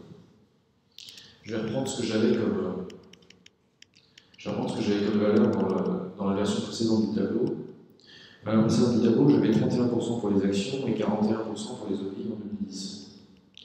31-41, et au lieu de ça, si on restaurait les prix, au lieu du 31-41, on va avoir 47 en actions et 22% en OPI. Donc de manière très évidente, même si on corrige pour la baisse des actions, et même si on corrige pour la hausse des obligations à cause du crash des actions d'un côté et des crises financières et la baisse des taux de l'autre, manifestement, il y a quand même eu une évolution de l'actif des compagnies d'assurance. Et si maintenant on fait une projection pour 2013, par exemple, enfin jusqu'à 2013, ce qui se passe quand même, c'est que la part des actions devrait être au-dessus de ce qu'elle est effectivement, et la part des obligations devrait être au-dessous de ce qu'elle est effectivement. Donc de manière très claire, bien qu'il y ait eu effectivement une baisse du prix des actions d'un côté, une hausse du prix des obligations de l'autre, baisse du prix des actions qui est due à la crise financière, augmentation du prix des obligations précédemment émises qui est due à la baisse des taux d'intérêt, en fait ces mouvements ne sont pas de nature à annuler l'évolution qu'on voit au bilan des compagnies d'assurance. Que si on fait une projection de ce qu'aurait dû être le bilan des compagnies d'assurance, c'est vraiment une projection faite en très gros, d'accord. On trouve des valeurs qui sont dans le cas des actions supérieures, dans le cas des obligations inférieures à ce qu'on observe effectivement. Et donc, on peut considérer qu'effectivement, en même temps qu'on a mis en œuvre la solvabilité 2, dont on a vu que ça pénalisait fortement les placements pour lesquels il y a du risque, comme l'immobilier et les actions, et qu'au contraire, ça favorise les placements pour lesquels il y a peu de risques perçus, comme c'est le cas des obligations souveraines de l'Union européenne, en même temps qu'on mettait en œuvre le cadre de solvabilité 2 qui donc favorise certains actifs et en pénalise d'autres, on voit que les bilans des compagnies d'assurance évoluent dans le sens des incitations qui sont données par solvabilité. Et donc on peut considérer quand même que en fait, solvabilité 2 a eu un effet sur les bilans des compagnies d'assurance, même si, alors, ce qui est paradoxal, c'est que là je viens d'essayer de vous montrer que solvabilité 2 a eu un effet en 2010, en 2011, en 2012. Alors qu'on a vu qu'il était entré en vigueur seulement au 1er janvier 2016, et même pour être précis, entré en vigueur intégralement seulement au 1er janvier 2019, puisqu'il y avait des clauses transitoires jusqu'en 2019. Mais même si solvabilité 2 est entré en vigueur le 1er janvier 2016, en fait, ça a commencé à avoir de l'effet dès 2010, parce que la directive telle qu'elle a été votée en 2009 prévoyait une entrée en vigueur au 1er janvier 2010. Et puis on avait commencé à faire, déjà pendant la phase d'étude, des Quantitative Impact Studies, qui étaient qu'en gros, on demandait aux assureurs de participer à des études qui montraient comment allait se passer ce passage à la solvabilité 2. Donc ces Quantitative Impact Studies, ça obligeait les assureurs à voir quel était l'effet de la mise en œuvre de solvabilité 2. Et donc, puisque ceux qui ont participé aux Quantitative Impact Studies, et pour les derniers KISS, ils sont 2500, en gros c'est 60% des assureurs européens, ils se sont rendus compte du fait que s'ils gardaient les mêmes structures d'actifs, ça allait leur coûter très cher en capitaux réglementaires. Et donc il fallait qu'ils fassent évoluer leur structure d'actifs vers les actifs préférés de solvabilité 2. D'accord. Même si Solva 2 n'est pas entré en vigueur au 1er janvier 2019, avant le 1er janvier 2016, ça a eu de l'effet avant, et parce que quand même les assureurs disaient bon ok, c'est au 1er janvier 2016, mais on ne va pas commencer à s'y mettre le 31 décembre 2015, mais surtout parce que comme ils ont été associés via les Quantitative Impact Studies au réglage fin de solvabilité 2, ils ont pu constater l'effet sur leurs besoins de capitaux réglementaires, et donc, du coup, ils ont ajusté leurs actifs dès 2010. Bon, donc on peut dire que solvabilité 2, de manière évidente, a conduit les compagnies d'assurance à céder des actions afin d'économiser les capitaux propres et à céder des actions et à acheter des obligations et à anticiper des obligations souveraines. Et y compris d'ailleurs quand on corrige de l'effet de baisse des prix des actions et d'augmentation du prix des obligations. Voilà. Ce qu'on peut dire aussi, c'est que manifestement, il n'y a pas eu d'arbitrage réglementaire entre la banque et l'assurance, parce qu'il y a besoin de tellement plus de capitaux propres dans l'assurance que dans la banque, que ce n'était pas intéressant pour les banquiers d'aller mettre leurs actifs tendus dans les compagnies d'assurance. En revanche, il peut y avoir de l'optimisation dans les groupes de banque assurance des capitaux propres via le compromis d'un mois. Mais ça, bon bref, c'est quand même... En gros, à peu près tout le monde s'en fout, sauf deux catégories d'acteurs. Les mutualistes en France. Pourquoi? Parce que les banquiers mutualistes, enfin les assureurs mutualistes qui ne sont pas appuyés sur des groupes bancaires, ils n'ont pas pu faire cette manip, d'une part, et d'autre part, les concurrents des banques françaises considèrent que c'est une manière pour les banques françaises de booster leur ratio de capitaux propres. De manière indue, parce que la plupart des concurrents des banques françaises sont certes des banques universelles, mais pas des banques adossées à des compagnies d'assurance. À l'exception de quelques Italiens comme Unicredit, et de. Qu'est-ce qu'il y a? Il y a Belfius, le belge, et puis il y a des Finlandais aussi, qui construisent une banque d'assurance. Mais en fait, pour l'essentiel, dans les gros établissements, c'est uniquement les Français qui font ça. Bon, alors, on peut se poser quand même la question de savoir si les remèdes, c'est-à-dire le fait d'avoir un cadre prudentiel, c'est pas pire que, compte tenu des biais que ça induit sur les comportements de placement des compagnies d'assurance, on peut se demander si la raison pour laquelle le législateur a choisi de solvabilité 2, c'est pas justement simplement pour pouvoir prêter plus, pour pouvoir trouver plus de monde pour acheter ces obligations sous-values. Et de manière plus générale, on peut se demander si finalement la réglementation, elle n'est pas complètement biaisée par des considérations politiques de court terme.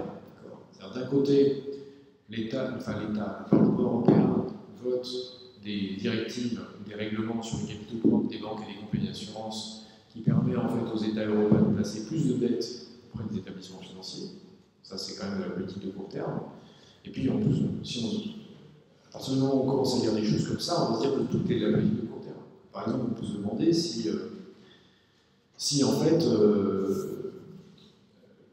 il n'y a pas des problèmes en termes d'aléa moral. Pourquoi? Parce que vous savez que dans le domaine bancaire, il y a des opposants à la garantie des dépôts qui disent qu'à partir du moment où vous mettez en place la garantie des dépôts, ce qui paraît dans le domaine bancaire assez nécessaire pour éviter la course au guichet et donc les faillites autorisatrices, de la même manière, on pourrait penser que si on met en place des capitaux réglementaires, en plus de biaiser l'allocation d'actifs, on risque de diminuer l'intérêt des assurés, et pas seulement des actionnaires, pour la gestion des compagnies d'assurance.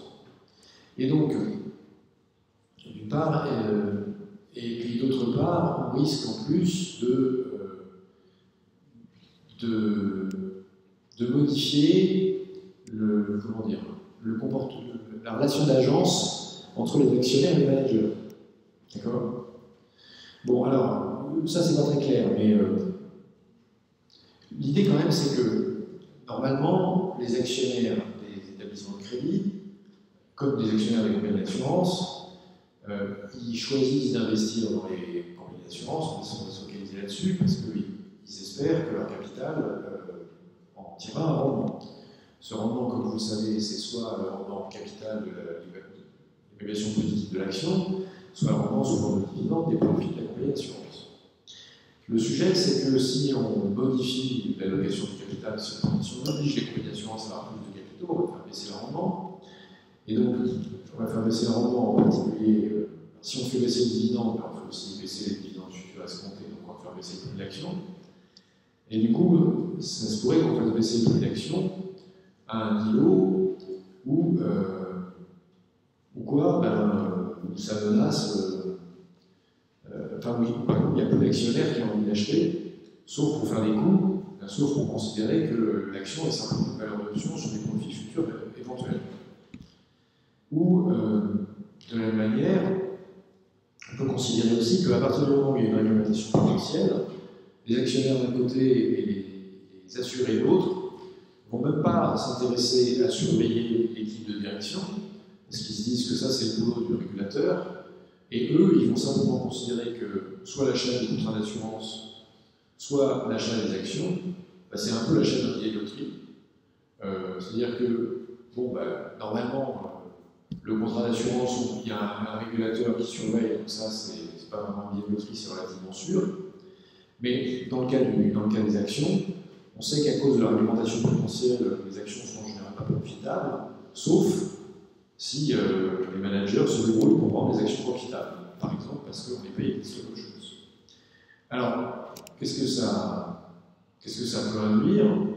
ben, ça peut induire des comportements effectivement délétères des dirigeants et des actionnaires, puisque quoi? Ben, puisque si on regarde par exemple Gordon Shapiro, qu'est-ce qu'on a? On a que la valeur des actions, ça doit être le dividende à la dette courante divisé par un truc qui est le taux de croissance, le coût du capital moins le taux de croissance du dividende. Et donc, toute chose égale par ailleurs, comme le dividende est fonction de la trésorerie disponible, d'accord? Enfin, pardon, comme le dividende est fonction de. Ouais, c'est ça, c'est fonction du free cash flow, d'accord? Le free cash flow, c'est quoi? C'est l'actif multiplié par le rendement de l'actif moins le coût du capital. Donc, dans la banque, de manière évidente, si vous voulez, toute chose égale par ailleurs, si on gère à court terme, ce qu'on a intérêt à faire, c'est augmenter au maximum l'actif pour augmenter au maximum le dividende, pour augmenter au maximum la valeur de l'action. Ça peut être l'intérêt des actionnaires et des dirigeants s'ils sont payés avec des actions, et le banquier va le faire en s'endettant. Bon, et donc, vous connaissez la suite, c'est-à-dire que les banquiers, ils vont faire croître l'actif à partir du moment où il n'y a pas de risque de faillite, puisque le risque de faillite est couvert par la garantie des dépôts et des capitaux propres. Et qu'est-ce qui se passe? C'est donc qu'on a une gestion de court terme, où en gros, l'action est considérée comme une option sur le bénéfice futur. Bon, la question c'est quoi? La question c'est le risque de ce truc-là, d'une part, et la question subsidiaire, c'est dans l'assurance. Dans la banque, pardon, de manière évidente, ce que ça va faire, c'est une course à la taille de l'actif. Ça peut aussi être le cas dans l'assurance vie. Si votre profil est défini aussi dans l'assurance vie comme, en gros, actif multiplié par la différence entre le rendement de l'actif et le coût du capital. Bon, il y a un problème pour les assurances vie en ce moment, c'est que comme les taux sont très bas, en fait, plus ils augmentent l'actif, plus ils augmentent leur perte. Mais on retiendra quand même cette idée que dans la banque, on puisse avoir qu'une mise en place d'une supervision avec capitaux réglementaires plus garantie des dépôts, ça entraîne d'un côté les actionnaires voir le rendement à court terme, parce que plus il va y avoir de supervision, plus ça va coûter cher en capitaux propres, plus les profits vont baisser, et donc en fait, la perspective d'évolution de l'action, elle est défavorable. Quand on regarde l'historique des banques, c'est bien ce qu'on voit. Donc les actionnaires se disent qu'il vaut mieux augmenter l'actif pour augmenter le dividende à court terme pour pouvoir sortir de l'action très vite. Les clients, ils s'en fichent, de toute façon, ils sont assurés par la garantie des dépôts. Donc, allez avoir à généraliser parce que tout le monde s'en fout et tout le monde veut juste gagner la valeur de l'option. Bon, ça marche dans la banque. Est-ce que ça marche dans l'assurance? Dans l'assurance, c'est un peu différent parce que, en fait, les assureurs ne peuvent pas augmenter leur actif indéfiniment en octroyant des prêts. Et les assureurs, ils ne créent pas de monnaie, ils ne peuvent pas augmenter comme ils veulent la taille de l'actif. En revanche, les assureurs, ce qu'ils pourraient faire, qui serait un peu analogue, ce serait qu'ils pourraient augmenter leur profit à court terme en augmentant considérablement leur volume d'activité. Comment vous augmentez le volume d'activité?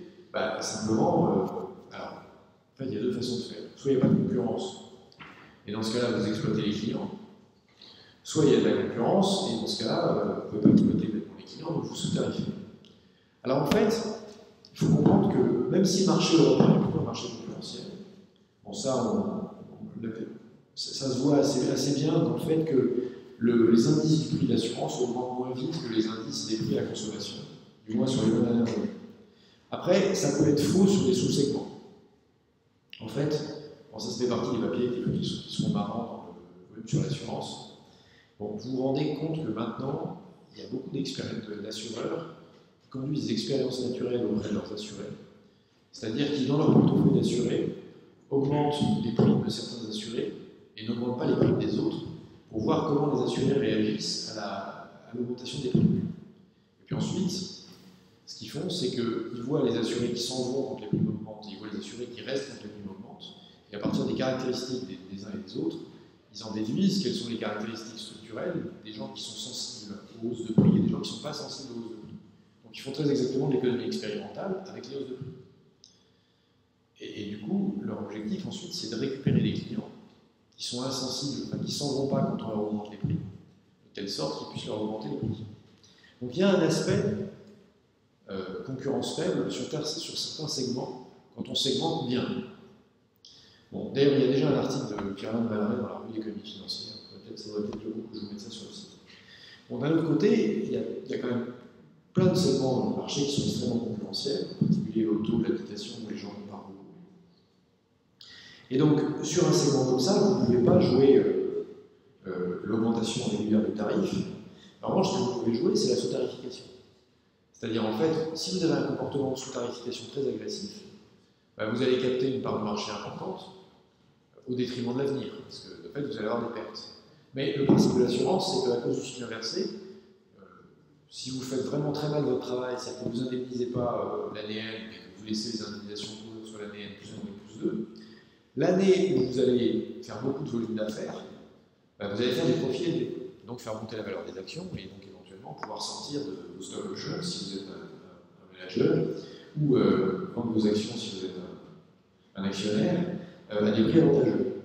Donc, autant la réglementation qui fait que les clients se désintéressent de la gestion et qui conduit les actionnaires à considérer les actions uniquement comme une valeur d'option, ça peut entraîner dans les banques l'augmentation délibérée de l'actif, autant dans les compagnies d'assurance, ce que ça peut faire, c'est que ça peut entraîner une sous-tarification. Alors, est-ce qu'il y a des exemples de ça? Oui, il y a des exemples de ça. Il y a un bouquin extraordinaire de Quentin, qui s'appelait When Insurance Go Bust, qui fait en fait des études de cas sur ce qu'on va appeler Gambling for Resurrection, ou bien tout simplement sur l'aléa moral en général. Qu'est-ce que c'est l'aléa moral en général? Bah, c'est en gros, vous avez une boîte qui perd de l'argent, et donc pour dissimuler les pertes, ce que vous faites, c'est que vous allez vous mettre à sous-tarifer, et puis à ne pas payer vos fournisseurs. Ou bien dans le cas de l'assurance, à sous-tarifer, et puis à ne pas payer les indemnités que vous devez. Alors, il y a des exemples en dehors de l'assurance. Il y a Vivendi en France qui en fait, avait fait des acquisitions très fortes au moment de la bulle Internet, et puis s'est retrouvé en difficulté après parce qu'il n'y avait pas de limiter ces acquisitions. Donc, ils ont fait de la cavalerie en 2002. Il y a les banques islandaises qui ont perdu du fric dans la crise financière et qui ont, là aussi, fait croître l'actif pour masquer les pertes. Pour masquer les pertes sur leur cœur de métier. Bon, et puis, dans le cas des assureurs, alors on va prendre un des exemples qui est donné par Quentin et Rochelle dans When Insurance Go Bust. Cet exemple, c'est quoi? C'est un cas réel, d'accord? Bon, ce cas réel, c'est une compagnie d'assurance britannique dont on va regarder des sommes de gestion, des ratios de gestion. Donc d'abord, gross written premium, c'est donc les primes brutes souscrites. En gros, c'est le chiffre d'affaires. Enfin, attention, parce que quand on dit les primes brutes, il faut faire très attention. Les primes brutes d'un assureur, ça comprend la commission que vous allez rétrocéder à votre courtier, et ça comprend éventuellement la part que vous allez céder au réassureur. Donc les primes brutes, ça vous informe pas beaucoup sur l'activité, et puis ça comprend aussi les rabais que vous pouvez consentir aux assurés.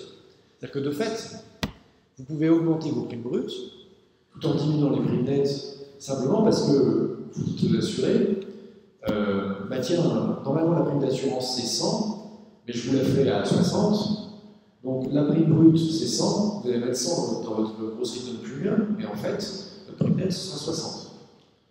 Donc c'est quand même extrêmement douteux, la prime brute, du point de vue de l'indication de l'activité réelle. Mais qu'est-ce qu'on voit? On voit une compagnie d'assurance qui a une activité en dents de scie. En 95, par rapport à 94, les primes brutes ont augmenté de 40%, en 96, elles ont stagné, en 97, elles ont encore augmenté de 28%, en 98, elles ont baissé de 22%, et en 99, elles ont augmenté de 10%. Bon, ensuite, run-off of outstanding claims, qu'est-ce que ça veut dire? Ça veut dire en fait les provisions pour les pertes qui sont déjà connues, mais qu'on n'a pas indemnisées. Bon, ce qu'on voit, c'est que ces provisions, elles sont très faibles. D'ailleurs, c'est la dotation aux provisions pour pertes futures, pour pertes qu'il faudra indemniser.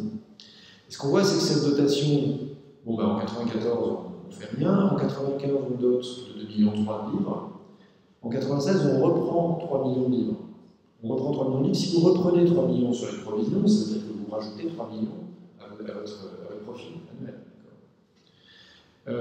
En 97, on dote faiblement, et puis en 98 et 99, on fait des reprises importantes sur les provisions. Ce qui veut dire qu'on abonde le résultat annuel avec des reprises sur provision. C'est toujours bizarre, d'accord? C'est toujours bizarre de faire des reprises sur provision, surtout 2 années de suite et surtout dans le montant non négligeable. Bon, si maintenant on regarde le compte de résultat, qu'est-ce qui se passe? Il se passe que le ratio sinistre sur prime, qui était de 29% en 94, donc tout à fait maîtrisé, il passe à 65% en 99. Donc le ratio sinistre, si vous voulez, pardon, c'est pas le ratio sinistre sur prime, c'est la proportion des sinistres dans le compte de résultat. Donc les sinistres, c'était moins d'un tiers du compte de résultat, c'est-à-dire pratiquement les 2 tiers. Donc là, il y a quand même une dégradation de la performance technique. Alors, la performance technique, c'est la capacité à indemniser de manière efficace. Deuxièmement, les provisions, alors que la dotation aux provisions, elle augmente en 94, en 95, en 96, eh bien, la dotation aux provisions, elle diminue en 98 et 99.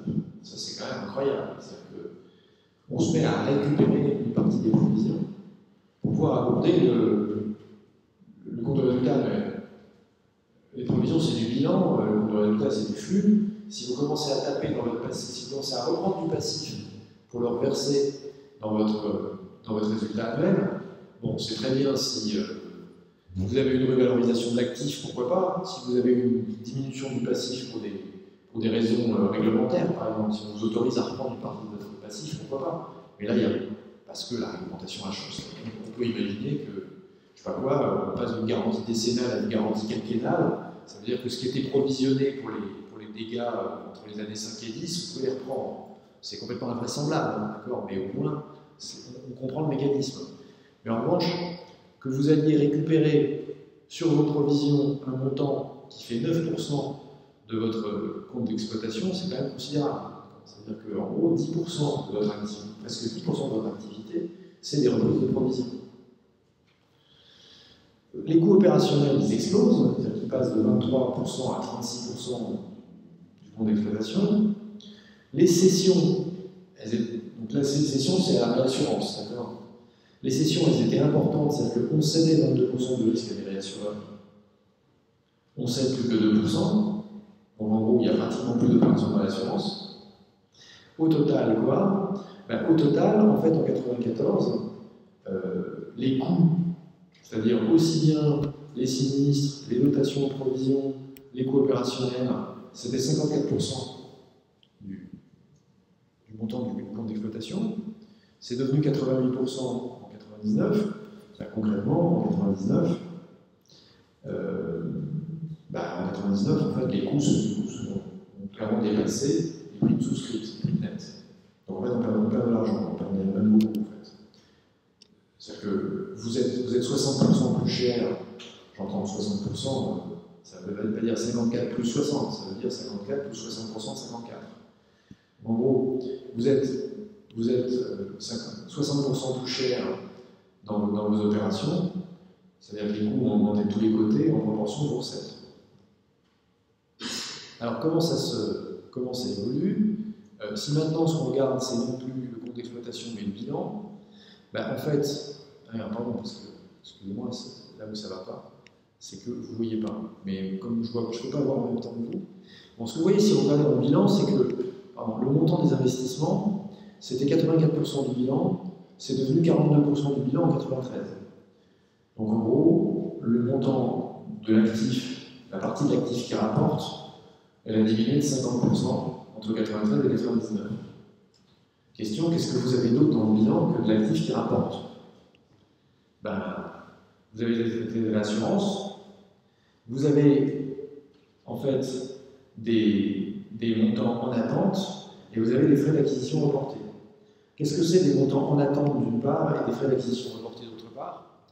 Des montants en attente, c'est que, en gros, vous avez vous avez fait signer des assurés en leur disant je vous facture 50% de la prime et puis 50% restant, ce sera à payer dans 6 mois.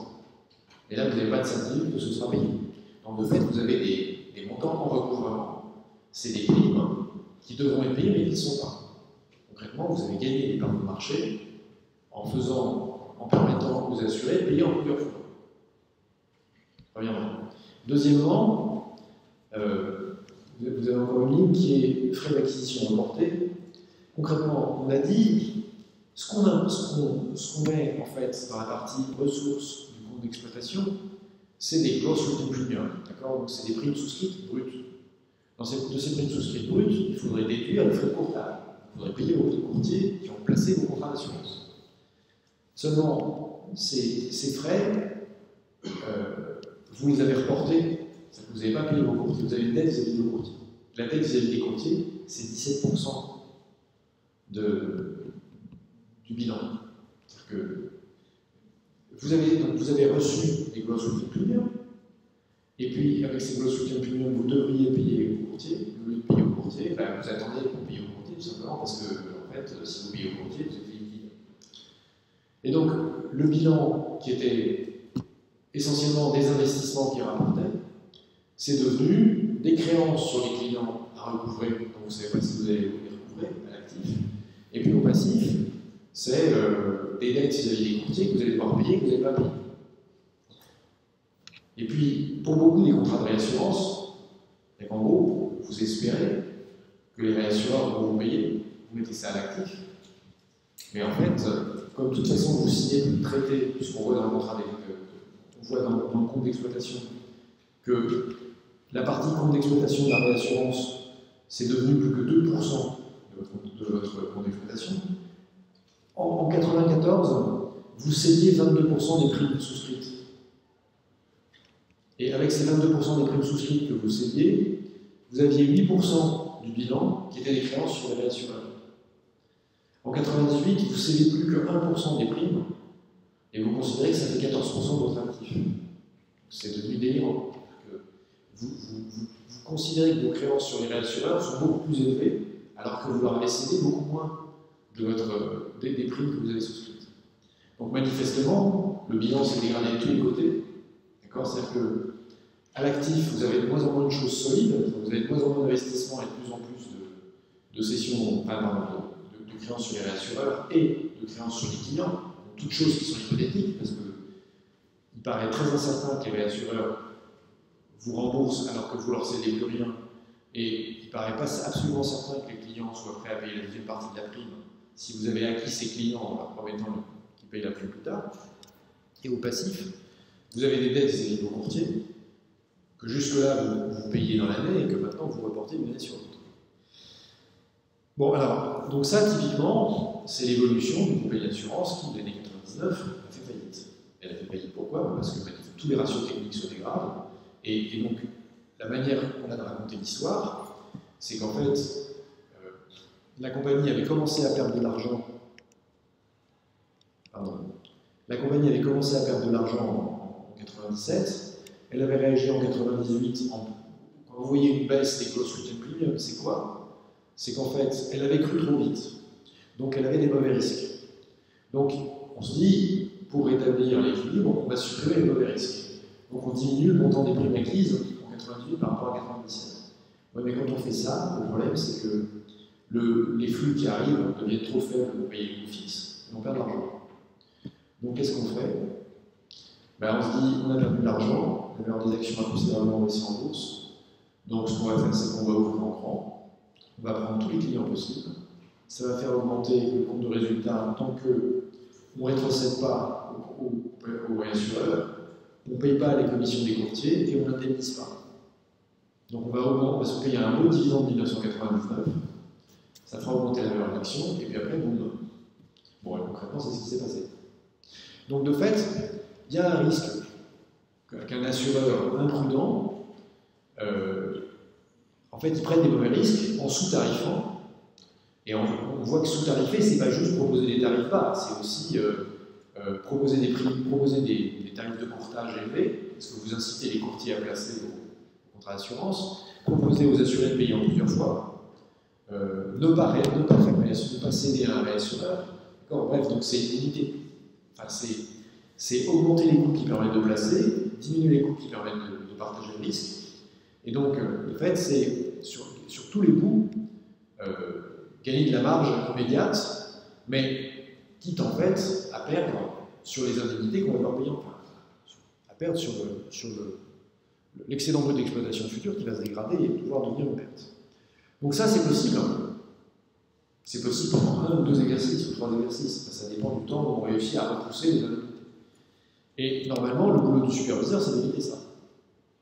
Mais on voit aussi que le paradoxe, c'est que plus le superviseur fait son boulot, moins les assurés vont s'assurer justement du fait que les compagnies d'assurance auxquelles ils vont s'adresser sont des compagnies d'assurance qui sont solvables. Alors, c'est peut-être un truc, c'est peut-être une utopie, d'accord, mais la représentation que les économistes font des choses, c'est quand même que vous choisissez une compagnie d'assurance parce que vous pensez qu'elle est solide, et donc elle va effectivement honorer les prestations qui sont dans le contrat. Dans un pays comme la France, où la dernière faillite d'une compagnie d'assurance, c'était le Soleil en 1832, j'exagère à peine, on peut se dire que ça marche. Mais de fait, ça marche non pas parce que vous choisissez une compagnie d'assurance où vous êtes sûr qu'elle est bien gérée, mais parce que vous vous reposez sur le régulateur. Et le problème de se reposer sur le régulateur, c'est que si tout le monde se repose sur le régulateur, en gros, c'est la porte ouverte à ce type de comportement. Ceci dit, ce qui est bien, c'est qu'en France, pour l'instant, le régulateur il a évité ce type de comportement, c'est-à-dire qu'il n'y a pas de mémoire d'assureur, de compagnie d'assurance qui est joué à ça, qui a fait un global pour resurrection, d'accord. Mais de fait, si soit les assurés sont inattentifs à la solvabilité de la compagnie d'assurance, soit les régulateurs sont pas bons, l'essentiel du risque qu'on peut avoir avec un assureur, c'est ce type de comportement, qui est sous-tarifé pour ensuite faire des profits et mettre la clé sous la porte. Et d'ailleurs, je vais vous parler des assureurs gibraltariens en matière d'assurance construction. Concrètement, c'est ce que les gibraltariens en matière d'assurance construction ont fait. C'est-à-dire, en particulier l'assurance décennale, donc tous les gens qui construisent ou qui rénovent en France, ils doivent souscrire une assurance qui garantit, qui offre la garantie décennale aux acheteurs, soit de logements qui ont été, des bâtiments qui ont été construits, soit des grosses réparations. De fait, cette garantie décennale, c'est cher parce que ça s'étend sur 10 ans, et puis parce que les dégâts peuvent être importants. Bon, et donc, je vais vous raconter qu'il y a des assureurs gibraltariens qui ont attaqué le marché en proposant des primes d'assurance 30% moins chères. Ces primes d'assurance 30% moins chères étaient déjà suspectes, elles étaient d'autant plus suspectes que les courtiers qui vendaient ça, par rapport aux courtiers qui vendaient les primes d'assurance au bon tarif des assureurs traditionnels, en particulier la Société mutuelle d'assurance du bâtiment des travaux publics, qui est quand même le premier acteur du secteur avec AXA Corporate Solutions. Donc, ces nouveaux assureurs gibraltariens, non seulement ils proposaient des prix, tout compris 30% moins chers, mais ils proposaient aux courtiers une marge qui était 3 fois ce que les courtiers pouvaient avoir avec les assurances traditionnelles. Donc, la prime nette de frais de courtage, elle était moins de la moitié, dans le cas des assureurs gibraltariens, de ce qu'elle était auprès des acteurs traditionnels. Donc, c'était pas possible qu'ils assurent. On ne peut pas penser que, dans un cadre concurrentiel, on puisse baisser les prix de 50%, dans un monde qui est surtout un monde où les innovations sont marginales. C'est-à-dire quand il faut indemniser, il faut indemniser. C'est pas, on peut payer en bitcoin, d'accord. Donc, surtout avec le bitcoin qu'on aurait miné gratuitement ou je sais pas quoi. On ne peut pas créer de la monnaie pour indemniser. Donc, de fait, le truc des assureurs gibraltariens, c'était une arnaque. C'est une arnaque qui consistait à faire quoi? À sous-tarifer pour récupérer les primes. Et puis, quand il a commencé à y avoir des premiers défauts, quand il commençait à y avoir des gens qui avaient acheté des maisons, qui avaient des défauts, qui se retournaient vers l'assureur, l'assureur a commencé par temporiser, et puis au bout de 3 ans, il a mis la clé sous la porte. Donc pourquoi c'est possible? Parce que, à cause des dispositions de la directive sur la libre prestation de services, la directive service de 2004, c'est que le prestataire de services d'assurance, il est supervisé dans son pays d'origine. Donc concrètement, la protection du consommateur français vis-à-vis d'un assureur gibraltarien et la supervision des assureurs gibraltariens qui exercent en France, c'est l'autorité gibraltarienne des assurances, laquelle s'est visiblement assez peu souciée de la tarification de la décennale construction par ces assureurs, De sorte qu'ils ont fait exactement ce dont on vient de parler, ils sont sous-tarifés. C'est-à-dire qu'ils savaient qu'ils ne pourraient pas indemniser, mais en attendant, ils ont pris le pognon. Et puis, quand les dettes sont, enfin, quand les factures sont arrivées, ils n'ont plus pas payé, ils ont mis la clé sous la porte. Voilà. Donc ça, c'est le risque en assurance. C'est d'autant plus le risque que, effectivement, on peut considérer que la supervision, ça déresponsabilise les assurés, mais d'un certain côté, ça a l'avantage que, à part le problème de la libre prestation de service, jusqu'ici, ça a plutôt pas mal marché dans l'Union européenne, en particulier en France. Bon, c'est tout pour aujourd'hui. Merci de votre attention et à la semaine prochaine.